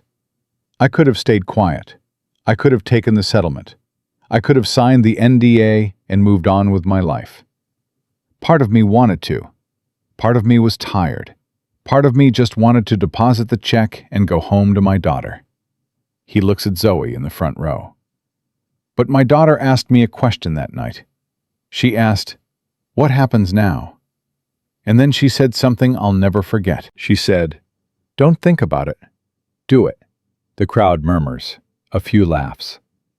9 years old. Wiser than anyone I know. Marcus takes a breath. I didn't do this for recognition. I didn't do it for money. I did it because my father taught me that a man's dignity is not negotiable. That standing up is not optional. That silence protects systems that hurt us. He looks out at the crowd. There are people in this room who stood with me, who testified, who came forward with their own stories, who risked everything to say, this happened to me too. This is wrong. This must stop. He nods toward Helen Davis, Walter Jenkins, Terry Wilson. I see you. I thank you. I honor you." Then he turns to the 4 scholarship recipients. "But today isn't about me. Today isn't about the past. Today is about these 4 young people and what they're going to do with their futures." He steps toward them. "Darnell, Keisha, Marcus, Aaliyah, you're not here because of charity. You're here because of potential. You're here because someone saw in you what the world tries to overlook. Brilliance, determination, the refusal to be defined by circumstance." He looks at each of them. "My father was a factory worker for 38 years. He never went to college. He never made more than $40,000 a year. But he raised me to believe that my dreams were valid, that my potential was real, that the only person who could make me small was me." Marcus holds up his father's briefcase. He brought it on purpose. This was his. Worn leather, cracked corners. He carried it to work every single day. Not because he needed it. Machinists don't need briefcases. But because it made him feel professional, dignified, like he mattered. He opens it, pulls out a single piece of paper. "When he died, I found this inside. A note. His handwriting. 5 words. Marcus reads aloud. Don't let anyone make you small." The room is completely silent. "That's why I'm here. That's why this scholarship exists. Not to give you money, to give you what my father gave me. The belief that you are worthy, the knowledge that you are capable, the reminder that no matter what the world tells you, no matter how many people look at you and see less, you are more than their assumptions." He puts the note back in the briefcase, closes it. "Go change the world. I'll be watching." The applause is thunderous, but Marcus doesn't hear it. He's looking at Zoe. She's crying, smiling, giving him a thumbs up. He walks off stage, straight to her, picks her up, holds her tight. "You did it, Daddy." "We did it, baby. All of us." "Grandpa would be proud." "I know." "Mommy, too." "I know." Zoe pulls back, looks at him with those eyes, Linda's eyes. What happens now? Marcus thinks about the question. 6 months ago, that question terrified him. Now, it excites him. Now we keep going. We keep fighting. We keep standing up for people who can't stand up for themselves. Forever? Forever. Zoe nods seriously. Okay, but can we get lunch first? I'm starving. Marcus laughs. Yeah, baby, we can get lunch. Pancakes? You want pancakes for lunch? I want pancakes always. You're impossible. I learned from you. They walk out together, father and daughter, past the cameras, past the crowds, past the people calling his name, into the sunlight, into whatever comes next. 3 weeks later, October. Marcus walks into PNC Bank. Different institution, different city. Routine deposit, $750,000. New contract, tech consulting. The lobby is quiet, midday lull. Marcus approaches the counter. A young woman greets him, 20-something. Name badge, Destiny Williams. Good afternoon, sir. How can I help you today? Sir, from the beginning, before credentials, before recognition, the way it should be. I'd like to deposit this check. He places it on the counter. Destiny looks at the amount, doesn't blink, doesn't hesitate. Of course, sir. I'll just need your ID and account number. Marcus provides both. One ID, one request. 30 seconds. Done. Is there anything else I can help you with today, Mr. Webb? Marcus looks at her. This young black woman behind the counter, doing her job, treating him like a human being, like it's the most natural thing in the world, because it should be.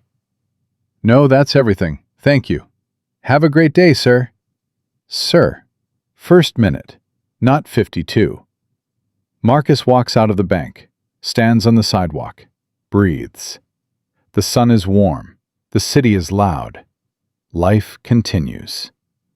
He thinks about March 14th, about Victoria Shaw, about paper raining onto his shoes, about the word that came too late.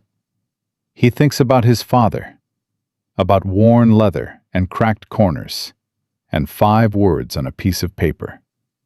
He thinks about Linda, about burned toast and strawberry shampoo, and a daughter who became his reason for everything.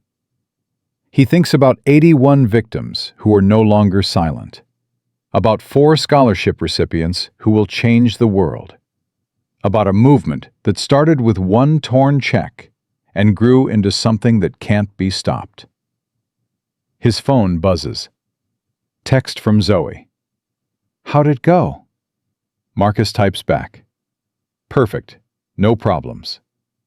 Yay! Does that mean we can celebrate? What did you have in mind? Ice cream. Obviously. Obviously. Triple scoop? Don't push it. Double scoop? Deal. Best daddy ever. Marcus smiles, puts the phone away, starts walking.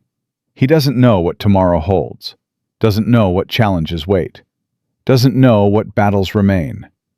But he knows this: he will never be made small. He will never stay quiet. He will never stop fighting for a world where respect is default and dignity doesn't require credentials, where sir comes at minute 1, not minute 52. His father's voice echoes in his mind. One final time. Don't let anyone make you small. Marcus Webb never did, and he never will. The story ends here, but the fight continues. It continues in every bank lobby where a black customer is treated with suspicion.